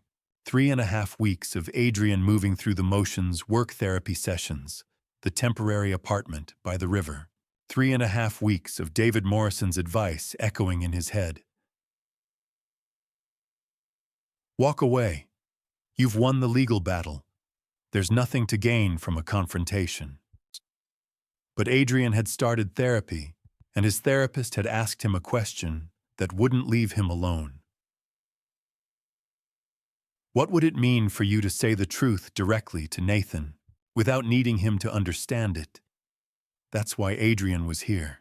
He waited until Nathan came out of the coffee shop, carrying a laptop bag and wearing his expensive suit. The uniform of a man who'd convinced himself that looking successful was the same as being successful. Nathan looked diminished, somehow smaller than Adrian remembered. Not because he'd actually changed, but because Adrian finally saw him clearly. "Nathan," Adrian called out. Nathan froze. He turned, and for a moment his expression shifted. Fear, then calculation, then the familiar mask of charm sliding back into place. "Adrian," Nathan said, extending his hand. "I wasn't expecting to see you." Adrian didn't take the hand. He gestured to a nearby bench. "We need to talk." Nathan's jaw tightened. "I don't think that's a good idea," my attorney said. "I'm not here for legal reasons." Adrian interrupted. "I'm not here to threaten you or to negotiate. I'm here to say something I need to say. What you do with it doesn't matter to me." They sat on the bench in awkward silence. The city moved around them, people walking, traffic passing, the world indifferent to the weight of this moment. "I want you to understand something," Adrian began. His voice was steady. 18 years ago, I made a choice to show up for Quinn. Not because Quinn was my biological child. Not because I expected gratitude or loyalty. I showed up because Quinn deserved to have someone present, someone consistent, someone who loved him without condition. Nathan started to speak, but Adrian held up his hand. "Let me finish. For 18 years I did that work, and I did it fully, completely, without reservation. I never asked Quinn to choose me over you. I never spoke negatively about you. I never used Quinn as a pawn in any game. I simply showed up." Adrian paused. He looked at Nathan directly. "And then I discovered your emails. And I finally understood what you'd been doing, not just to Quinn, but to Iris. You were trying to recreate a family that had failed you by controlling two people who couldn't control you back. You took a child who loved his mother, a woman who wanted to love both of you, and you tried to weaponize them against each other." Nathan's face had gone very still. "The thing is," Adrian continued, "I'm not angry at you anymore. I was. but anger is a luxury I can't afford. What I feel now is something closer to pity, because you had the opportunity to be part of Quinn's life. Not as a replacement for me, but as an addition. You could have been his biological father. You could have had a real relationship with him. But instead, you chose manipulation. You chose control. And now you've lost him entirely. That's not true, Nathan said, but his voice had lost its edge. Quinn will understand eventually. He'll see that I was trying to... Quinn already understands, Adrian interrupted. Quinn read your emails. Quinn heard what you said on the phone. Quinn figured out your game. And Quinn chose of his own free will to have a relationship with me, not because I fought for it, but because I let him make the choice. Adrian stood up. He looked down at Nathan, and what he felt was neither triumph nor vindication. It was simply the clarity of seeing someone for exactly what they were. I came here to tell you this. The life you're trying to build with Quinn is over. Not because of the courts, not because of legal leverage, but because Quinn doesn't want it. And no amount of charm, no manipulation, no reframing of your intentions will change that. The only person you've ever truly harmed in all of this is yourself. Nathan looked away. For a moment, Adrian could see the mask slip, could see the man underneath the one who'd abandoned a child, because that child didn't meet his expectations. The one who'd spent years trying to find a replacement, who would. I have another son, Nathan said quietly. The one you found out about. I haven't seen him in 5 years. His mother took him and... I just decided not to follow. It was easier that way. Adrian listened. He'd expected defensiveness, denial, more manipulation. But Nathan's confession came out flat, exhausted. If I'm being honest, Nathan continued, I don't know how to be anyone's father. I don't know how to show up for someone else without expecting something in return. So I tried to buy my way in. With you. With Iris. With Quinn. I thought if I had enough money, if I made the right gestures, I could skip over all the difficult parts and just have the reward. There is no reward, Adrian said. That's what you don't understand. Fatherhood, real fatherhood, isn't a transaction. It's not something you earn. It's something you choose every single day with no guarantee that it will be appreciated. That's the entire point. Nathan looked up at Adrian, and Adrian was struck by how young he suddenly seemed. Not physically, he was Adrian's age or close to it, but emotionally young, emotionally stuck at the moment. He'd first decided that people were too complicated to care for, and that it was easier to use them instead. I don't know how to do that, Nathan said. I know, Adrian replied. That's why I'm leaving now. Adrian walked away. He didn't look back, and as he drove away from the coffee shop, he realized something his therapist had been trying to teach him. Closure isn't something you get from the other person. Closure is something you give yourself. He'd walked into that coffee shop looking for something validation, perhaps, or proof that he'd made the right choice. But what he'd actually found was something simpler, the understanding that Nathan's pain was not Adrian's responsibility. Nathan's pattern was not Adrian's fault. Nathan's inability to love without condition was a tragedy. But it wasn't Adrian's tragedy to fix. Adrian drove toward the river. He sat on his bench, the one where he'd met Everett, where he'd learned about seeds growing in darkness. And he understood finally that the conversation with Nathan hadn't changed anything about Nathan. But it had changed everything about Adrian. He was free. Not because Nathan had granted him freedom, but because Adrian had finally claimed it for himself. The VFW was quieter than usual for a Thursday evening. I found Everett at the corner table, a fresh whiskey in front of him. His weathered face turned toward the window where the city lights were beginning to blur into dusk. How are you? He asked as I sat down. I told him about the hearing, About the emails being presented, about Iris's face draining of color, about Judge Foster's measured acknowledgement that I'd done 18 years of work that had no legal weight. I told him about Nathan's settlement offer and my decision to walk away. Everett listened without interrupting. When I finished, he took a long drink and set the glass down carefully. "I have news," he said. I waited. Sophie called me, my stepdaughter, after all these years. The words hung in the air between us. I knew the weight of them, Everett's 15 years of silence, the daughter who had chosen her biological father, the slow erosion of hope that had calcified into something approaching acceptance. "What happened?" I asked. "Her father died," Everett said simply. "My ex-wife's second husband. Cancer. He lasted 6 months after diagnosis." He paused to signal the bartender for another drink. Sophie is 40 now. She's a doctor. She got divorced, she's raising a son on her own, and she called me because her father was dying and she realized something." Everett looked at me directly. She realized she'd always known I loved her. Even when she was rejecting me, even when she was choosing him over me, she could feel it. The consistency, the presence that never wavered. "And now?" I asked. "Now she wants to see me.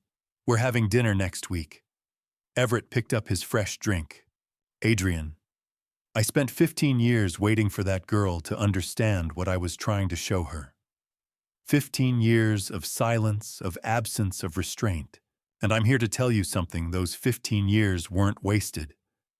No. No. Because when Sophie came back to me, she came back having made a real choice. Not because I manipulated her, or controlled her, or made her feel obligated. She came back because she finally understood the truth on her own terms. She realized that love, quiet, persistent, unremarkable love, was the real thing, not the flashy promises her father made." Everett leaned back in his chair. "I'm not going to tell you that Quinn will do the same thing. I don't know Quinn. I don't know how long it will take or if it will happen at all. But I'm going to tell you this. You planted seeds in that girl's heart for 18 years. Real seeds. Deep ones.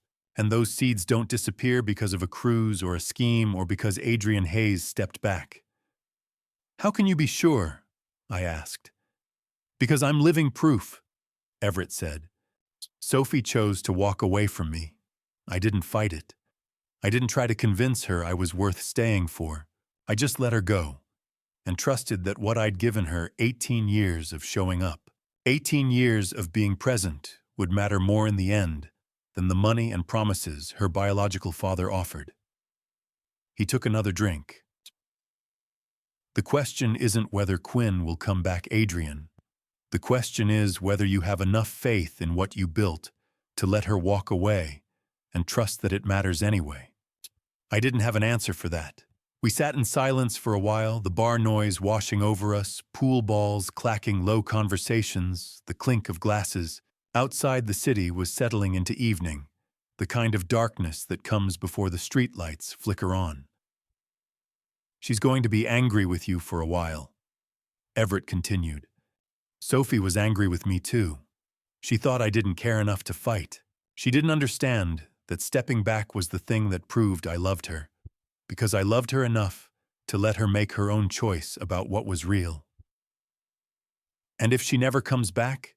I asked. Everett didn't answer right away. He finished his drink and ordered another, taking his time. "Then you still did the right thing," he said finally. "You showed up for 18 years. You did the work.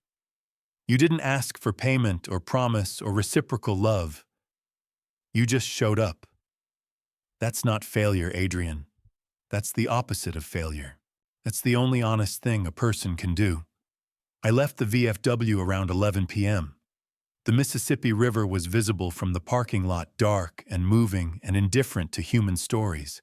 I thought about Sophie calling Everett after 15 years. I thought about her realizing only when her father was dying that Everett's quiet love had mattered more than all her biological father's promises. I didn't know if Quinn would have that realization. I didn't know if 15 years from now Quinn would call and say, "I understand now," or if Quinn would never call at all. But standing in the parking lot looking at the river, I realized something Everett had been trying to tell me. It didn't matter. The work had been real. The love had been real. The 18 years had been real. And if that was all Quinn ever got from me, if that was the entire legacy, it was enough. It had to be enough because it was all I had to give. The package arrived on a Tuesday morning with no return address. I was still in bed when the mail carrier left it outside my apartment door. I almost didn't open it. Unexpected packages had a way of triggering a specific kind of dread these days. But something about the careful wrapping, the deliberate way it had been packaged, made me curious. Inside was an ultrasound photo in a simple wooden frame and a letter on cream-colored paper, handwritten in careful script. I sat on the floor of my apartment overlooking the river and began to read. Adrian, we've been in your house for 2 weeks now. Our son was born on Tuesday of last week, healthy, beautiful, perfect. We named him Alejandro. I wanted you to know something. There is a presence in this house that is very real. When I sleep in the master bedroom, I feel the care of someone who prepared this space with intention. When I cook in the kitchen, I sense a man who made sure everything was functional and safe. When I walk in the backyard, I see evidence of someone who thought carefully about what a child might need. Shade trees planted for summer, a gate that closes securely, soil that was turned and tended. Your daughter, I'm guessing Quinn, grew up in a space protected by love. And I know what that feels like. I know what it's like to raise a child and constantly question whether you belong, whether your presence matters, whether the work you're doing is worth anything if the person you're doing it for doesn't acknowledge it. I was a stepmother for 10 years. My husband's daughter didn't want me there at first. She wanted her biological mother and her biological father, and I was the interloper, the woman who had married her dad and was trying to act like I belonged in her story. But I stayed, not because she asked me to, but because I couldn't not stay. Love doesn't work like that. It doesn't ask permission. It just shows up and does the work, and hopes that someday the person will understand. When she was 18, she rejected me entirely. Said I wasn't her real mother, that I was nothing to her, that she didn't need me. I didn't fight it. I let her go the way your Adrian is learning to do. And then she grew up. And one day, when she was 25 and getting married, she called me. She said, "I want you there. I want you in the wedding pictures. I want you standing next to me as I make this promise." She called me Mom, not begrudgingly, but like she finally understood what it meant, that presence, consistency, the daily choice to show up even when you're not wanted. That's when I knew that being present mattered infinitely more than being wanted. I don't know your whole story, Adrian, but I know this: you built this house with intention. You cared for it. You prepared it. And that care didn't disappear the moment we moved in. It's embedded in every corner, in the reinforced gate, in the smoothly functioning kitchen, in the way the light comes through these windows, because you chose them deliberately. Alejandro will grow up in this space. He will walk on floors you refinished. He will play in a yard you made safe. He will sleep in rooms painted with care. And even though he will never know your name, he will benefit from the work you did here. I can't speak to your daughter's choices or her understanding. I don't know what Quinn will eventually realize or when. But I know this: your presence in her life, 18 years of it, didn't disappear because you stepped back. Seeds grow even when the gardener isn't watching. And the work you did doesn't become worthless just because the person you did it for doesn't immediately appreciate it. You didn't fail, Adrian. You just stopped trying to control the outcome. And sometimes stepping back is the most loving thing you can do. With gratitude, Catherine, I read the letter 3 times. By the 3rd time, my vision had blurred enough that I could barely make out the final words. I wasn't crying from sadness, I was crying from being seen. From someone outside the story, recognizing what I'd been trying to do without needing me to explain it. Catherine understood. Not the details, not the betrayals or the emails or the legal proceedings.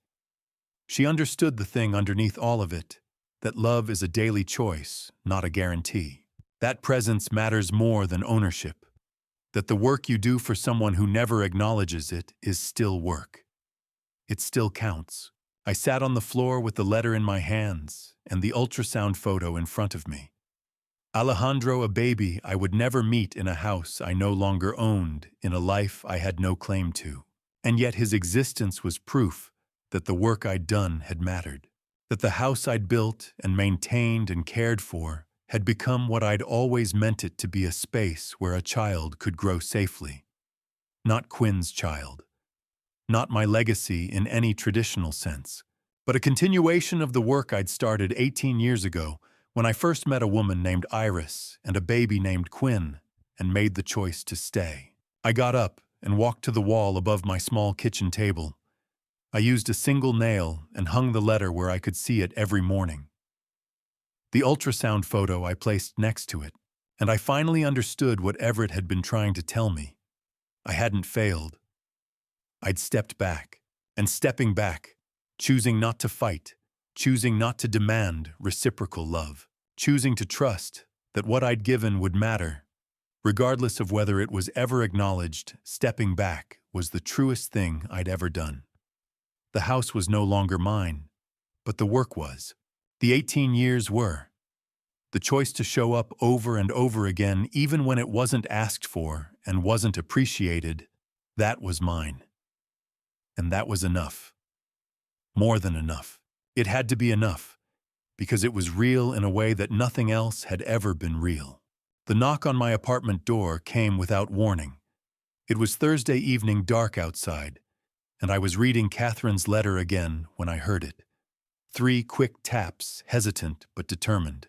I opened the door and found Quinn standing in the hallway, 18 years old, and crying, but not in the way she had been after the cruise.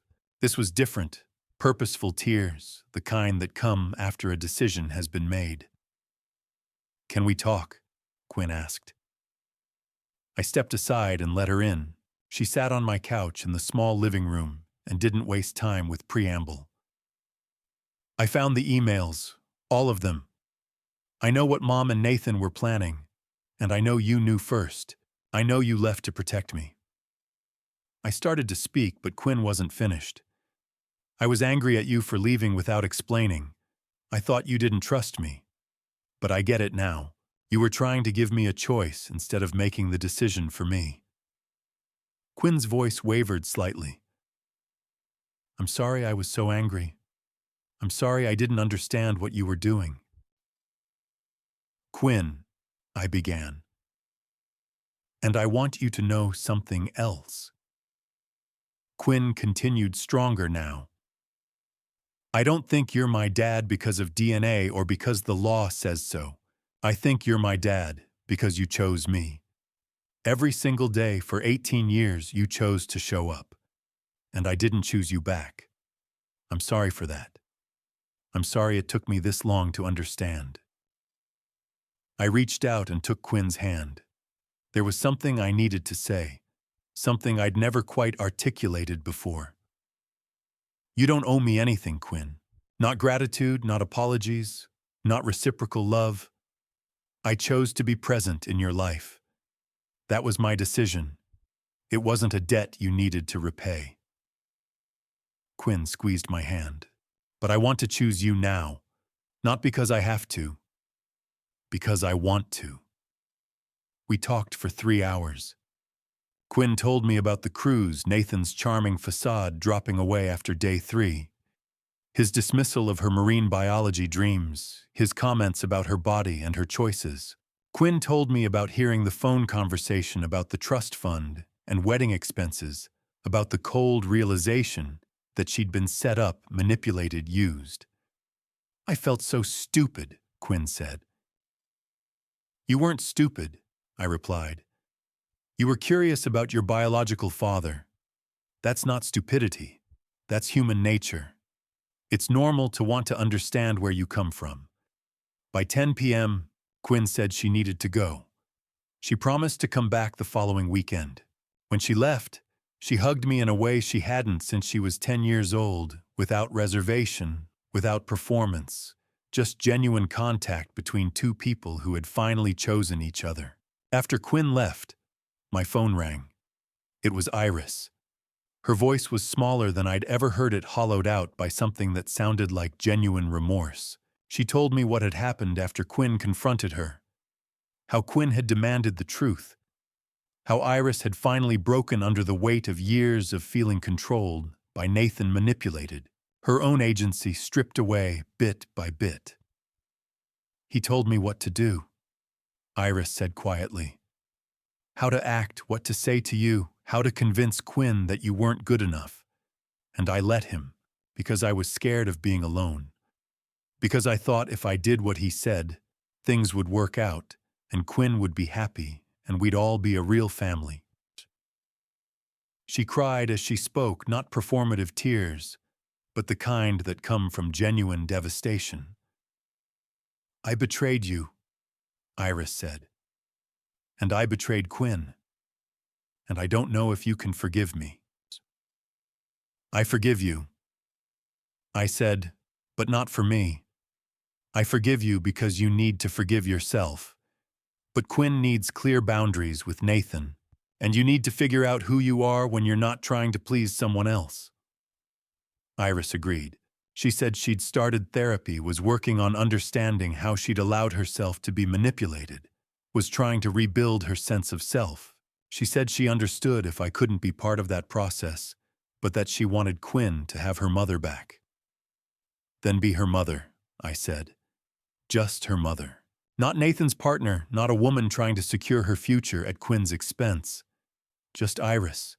That's all Quinn needs. Iris cried harder. I didn't offer false comfort. There was nothing to comfort her with. She had made choices that had consequences. But there was also the possibility of redemption, not through my forgiveness, but through her own understanding of what she'd done, and her commitment to not doing it again. After we hung up, I returned to the window and looked out at the Mississippi River, dark and moving in the night. Quinn had come back. Not because she had to, but because she'd chosen to. And that choice made freely, and with her eyes open, meant more than 18 years of obligatory presence ever could. I thought about Catherine's words. Seeds grow even when the gardener isn't watching. For 18 years, I'd been gardening in Quinn's life. And even when I'd stepped back, even when Quinn had been angry and confused, something had taken root. Something real. Maybe I thought it was never wasted after all. The Mississippi River was high with spring runoff, the water moving fast and purposeful toward wherever rivers go. 4 months after I left the house, I sat on a bench near my apartment, watching the water shift colors as the autumn sun descended toward the horizon. Wait autumn number spring. Spring after autumn. Time moved differently now. I'd been living in the apartment for 4 months. It was small, sparse, honest in a way the house had never been. I'd returned to work, nothing glamorous, just enough to cover rent and food and the small necessities of existing. I didn't perform anymore. I didn't try to construct meaning out of obligation. I simply lived day by day without a script. The river moved past me, carrying leaves and debris downstream. I watched it and thought about the 18 years that had led to this moment. I saw Everett before he saw me. He was walking along the riverbank. His 70-year-old frame bent slightly, moving with the careful precision of someone who'd learned to navigate life's obstacles without expecting sympathy. He almost passed me entirely. He was deep in thought, staring at the water the way I'd been staring at it. Everett, I called out. He turned and his weathered face broke into a smile. Adrian, I didn't expect to see you here. I live nearby, I said, gesturing to the apartment building. Walk by the river most evenings. He sat down on the bench beside me without invitation. We sat in silence for a while, watching the water move. That was the thing about Everett. He never needed to fill silence with words. I have news, he finally said. Sophie called me. I felt my chest tighten. Sophie, Everett's stepdaughter. The daughter Everett had waited 15 years for. What happened? I asked carefully. She called to say she doesn't want contact with me anymore, Everett said quietly. My stomach dropped. I'd been counting on Everett's story as proof that the waiting was worthwhile, that 15 years of patience meant something, that eventually Quinn would come back the way Sophie had come back to Everett. Everett, I'm sorry. But Everett was smiling, an actual smile. Let me finish, he said. Sophie called to say she doesn't want contact with me anymore because she's old enough now to understand what her biological father did to her. She's old enough to see that the way I loved her quiet, consistent, without expectation, was real. And now she wants to say thank you, not out of obligation, because she finally understands. I felt something crack open inside me. She said something else, too, Everett continued. She said, Dad, I'm leaving him. The biological father. I'm leaving him because I finally realized I was waiting for him to prove himself to me when I should have been listening to the man who was already proven. Her words, Adrian, not mine. So I started. She's coming to see me next month, Everett said. And this time it's because she wants to. Not because I've earned it. Not because she's obligated, but because she finally sees the work I did. Not as labor, but as love. I didn't know what to say. I sat with that information, turning it over in my mind, like a stone I didn't quite understand. Adrian, Everett said, turning to face me directly. I'm going to tell you something I didn't tell you before. That 15 years I spent waiting, I spent it building my own life too. I didn't just sit around hoping Sophie would call. I made friends. I went back to school. I learned to paint badly, but I learned. I became a complete person, and that's what made me worthy of Sophie's love when she finally came back. You think Quinn will come back? I asked. I think Quinn will make her own choice, Everett said. Maybe yes, maybe no. But here's what I know for certain. If you spend the next 15 years waiting for Quinn to validate you, you'll waste those 15 years. But if you spend the next 15 years becoming whole, then when Quinn does come back, if she comes back, you'll have something real to offer her. Not the broken sacrifice of a man who gave everything, but the gift of a father who learned to live for himself. I looked at the river. It kept moving, indifferent to my fear, indifferent to my hope. I'm scared, I admitted. I'm scared that I did all of this, sold the house, left, fought in court, and Quinn will never understand that it was for her own good, that she'll think I abandoned her. Everett stood up. He placed a hand on my shoulder, the only physical affection I'd ever seen him offer. Quinn will think that for a while, he said. Sophie thought that too. She thought I didn't love her enough to fight for her. She didn't understand that letting her go was the only way to prove that I loved her more than I loved the idea of being needed. He started to walk away, then turned back. Adrian, one more thing. I'm not waiting for Sophie anymore. I'm living my life. And if Sophie comes to visit, that's a gift. If she doesn't, I'll be okay.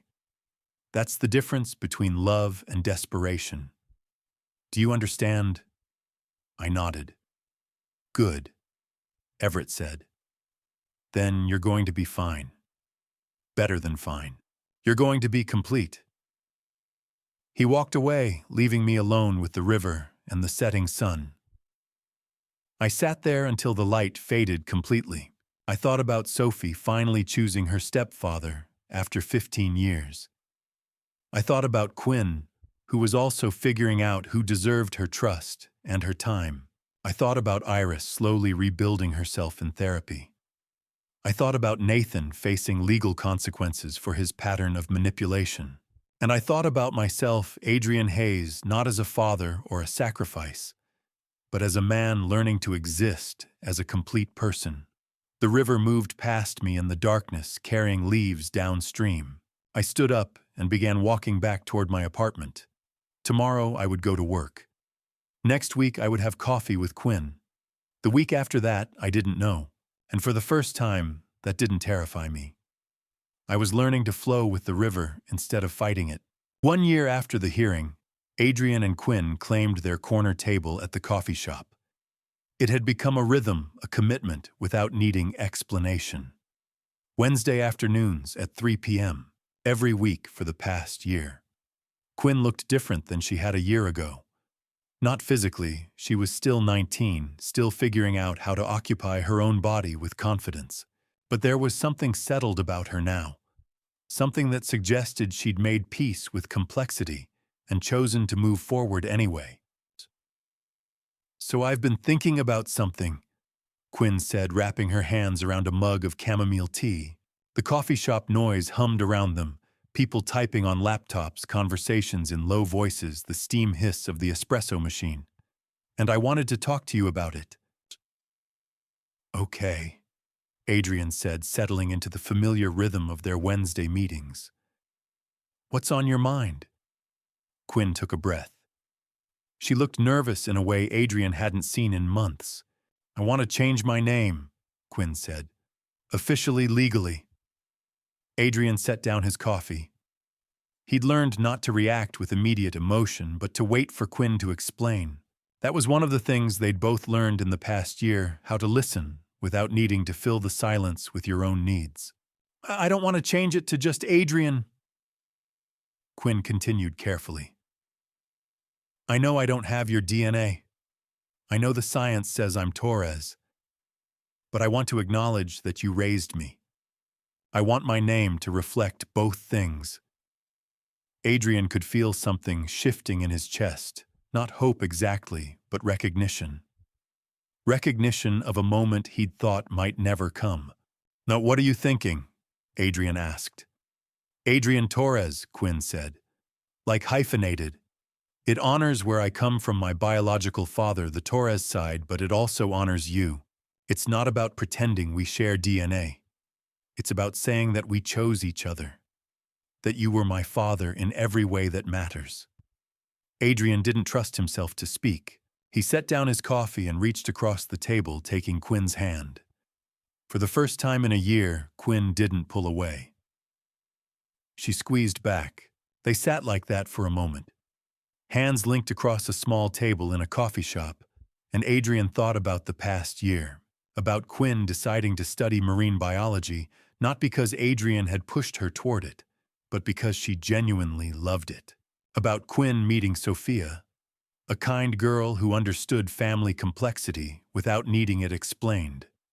About the legal analysis that had revealed Nathan's embezzlement of Quinn's trust fund. About Iris slowly rebuilding herself in therapy, learning to recognize the ways she'd been controlled. And about this, Quinn, at 19, choosing to legally acknowledge Adrian as her father. "You don't have to do this," Adrian said, though he knew it wasn't true. He wasn't trying to convince Quinn to do anything. He was just acknowledging what he'd learned, that Quinn's choices had to be entirely her own. "I know I don't," Quinn said, "but I want to. Is that okay?" "It's more than okay," Adrian replied. "It's perfect." They finished their coffee and walked out into the spring afternoon. The city was waking up, after winter trees beginning to bud, people shedding heavy coats, the world moving into a season of growth. Quinn checked her phone and smiled. "Sophia's off work early," she said. "But hey, I wanted to ask you something else." Adrian waited. "I've been thinking about Everett," Quinn said. "And Sophie, about how sometimes the people we love come back in unexpected ways. And I realized something. I want to introduce you to my therapist. Not because anything's wrong, but because I think you should talk to someone too. About what happened. About how it affected you." Adrian felt something shift in him, a recognition that Quinn wasn't just accepting him back. She was actually caring for him. Actually thinking about his healing, not just her own. I think that's a good idea, Adrian said. There's something else, too, Quinn said, her voice quieter. I went to see Mom last month. I didn't tell you because I wasn't sure how you'd feel about it. She's doing better. Therapy is helping. And she asked me to tell you. She asked me to tell you that she's sorry. Not for reconciliation, just she's sorry. Adrian nodded slowly. He'd made peace with Iris months ago, but hearing that Iris was healing, actually healing, not just surviving, felt like closure to a chapter he'd thought would remain unfinished. I'm glad, Adrian said honestly, for her sake and for yours. They walked through the park near the coffee shop, and Quinn talked about her marine biology classes, about research opportunities, about a field study she was planning for the summer. Adrian listened without trying to guide or advise. He simply listened. When it was time to part ways, Quinn hugged him not carefully, not measuring the duration, but genuinely. When she pulled away, she was smiling in a way Adrian hadn't seen since Quinn was 12 years old. A real smile. A smile that said, "We're going to be okay." Not perfect, but okay. And okay is what we actually need. Adrian watched Quinn walk toward the bus stop. She turned back once and waved, not obligatory but genuine. Then she was gone, carried forward by her own life, her own choices, her own future.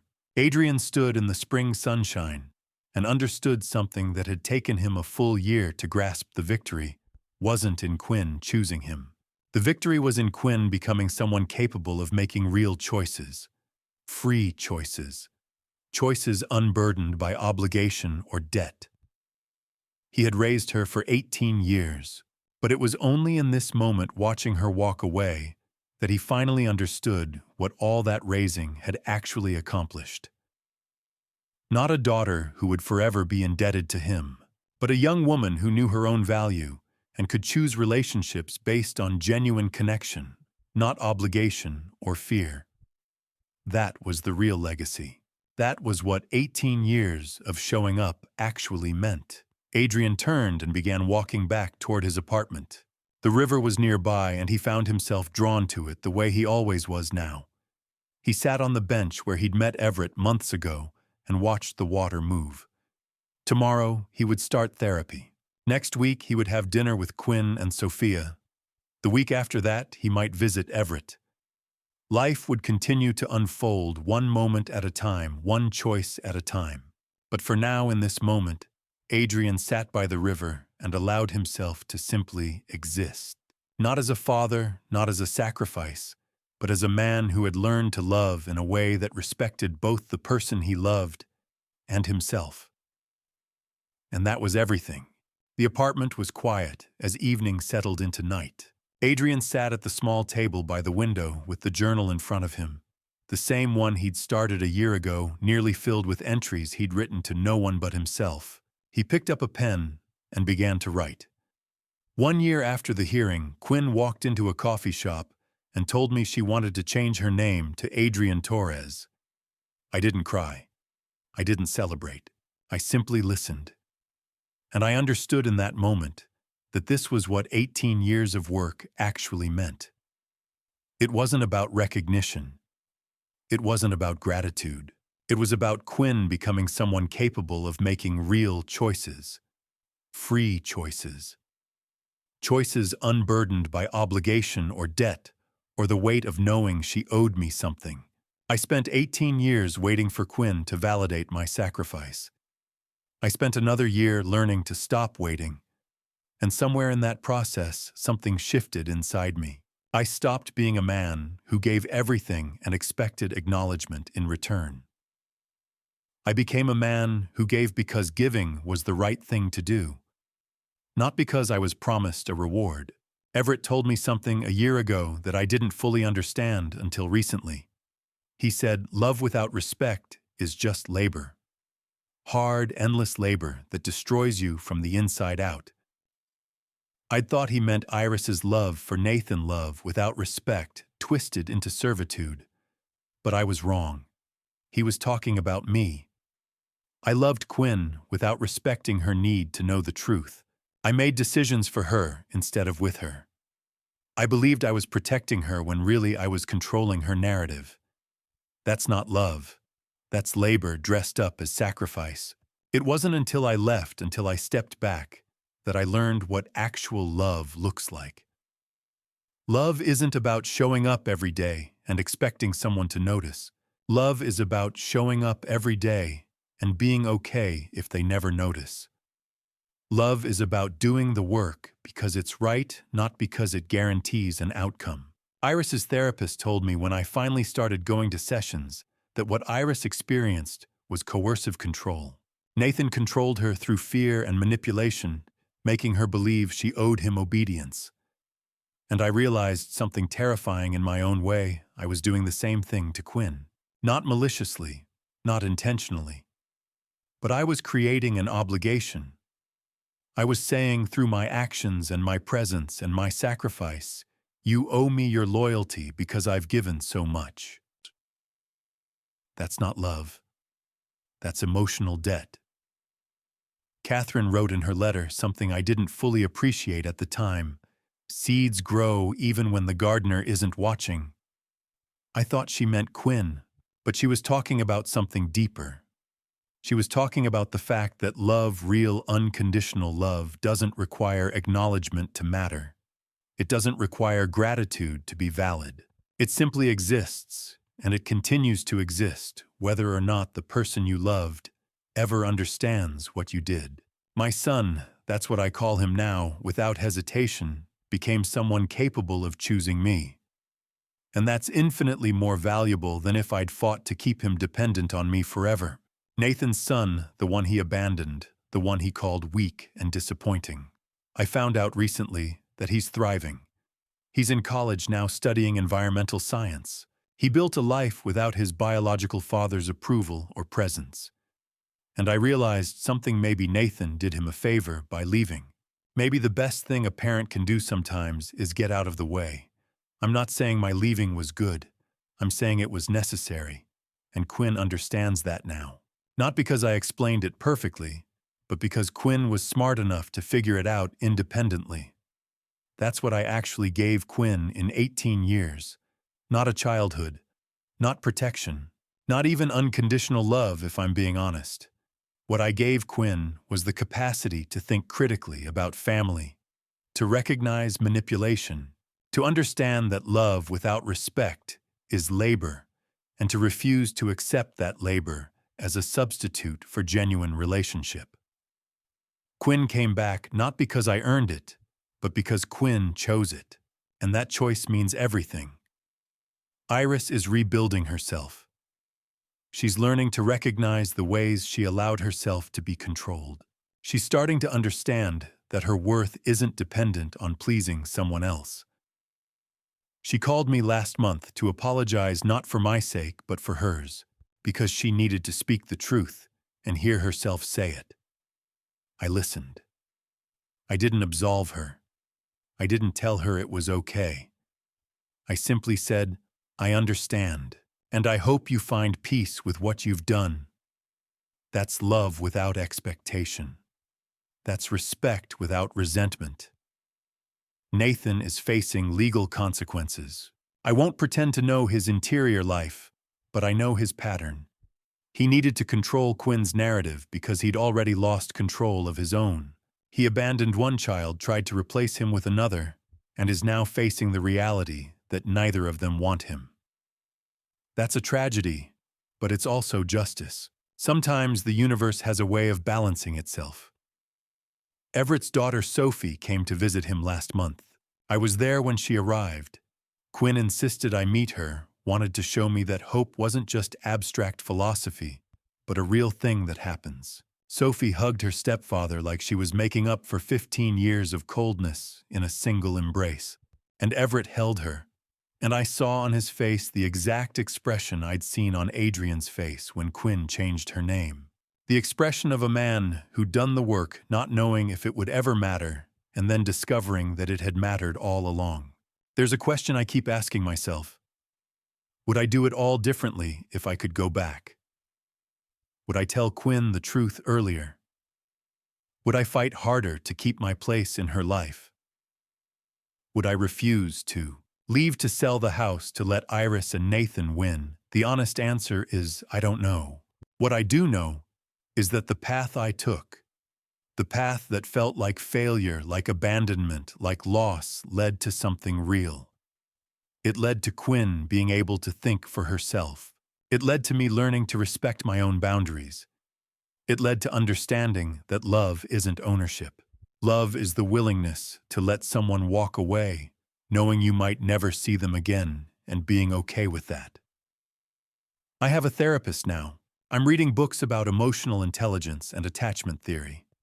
I'm learning that my need to be needed was keeping me stuck in patterns that weren't healthy for anyone. And Quinn helped me see that.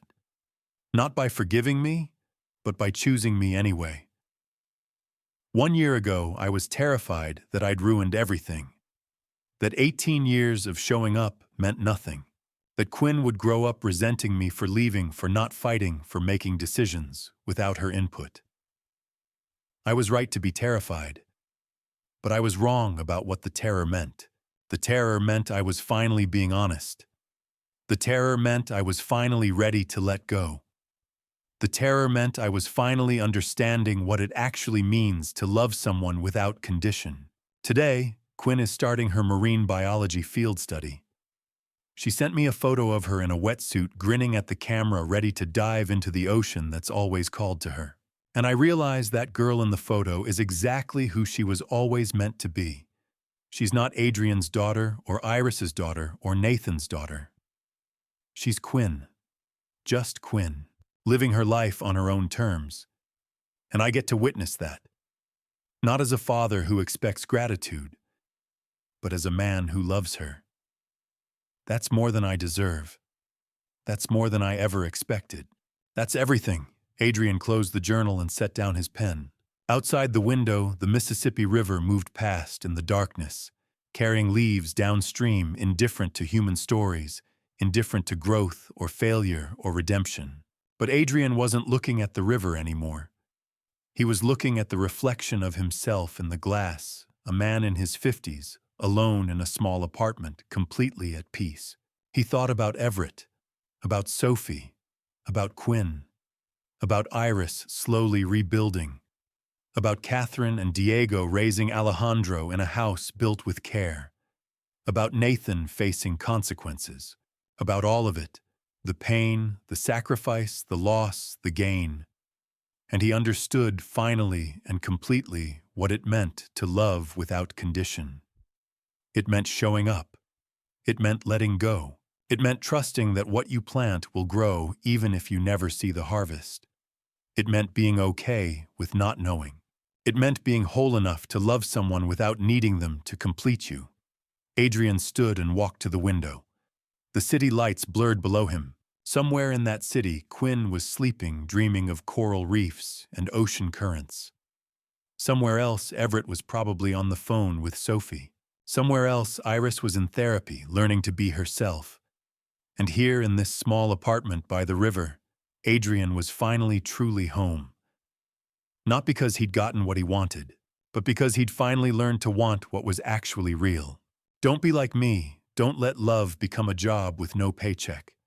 Don't allow anyone to make you feel like a debt to be repaid. I spent 18 years caring for Quinn, pouring every dollar and every drop of my blood into her. But I forgot that love is not labor to be demanded. It must be a daily choice, respected by both sides. Don't be like me when I stayed silent about the emails, the secret transfers, and the warning signs. Don't let fear or pity obscure the truth. I told myself that silence was protection, that keeping quiet was a form of love. It wasn't. Silence was cowardice wrapped in the language of sacrifice. If you find yourself trapped in a family drama where love becomes conditional, stop right now. Seek help. Find a trusted adult, a therapist, a counselor, someone who will tell you the hard truth. Find God in the silence of your soul, in the moments when you're alone and nobody's watching. I wasted so much time understanding that my presence only had value when it was chosen, not when it was forced. The day I finally accepted this, I felt lighter than I had in decades. The lesson from Adrian. The first lesson, unconditional love, doesn't mean boundless.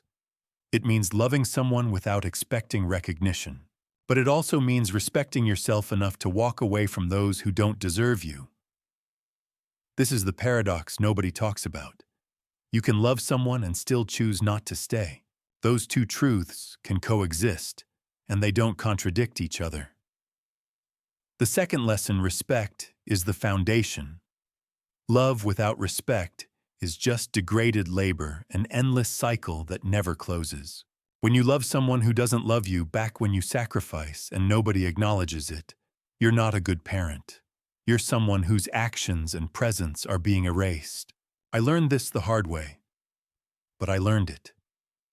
The third lesson, seeds grow even when the gardener isn't watching. I thought that if I left, everything I'd built would be lost. That Quinn would forget the 18 years, the birthdays, the 3 a.m. hospital visits, the college fund I built penny by penny. But I was wrong.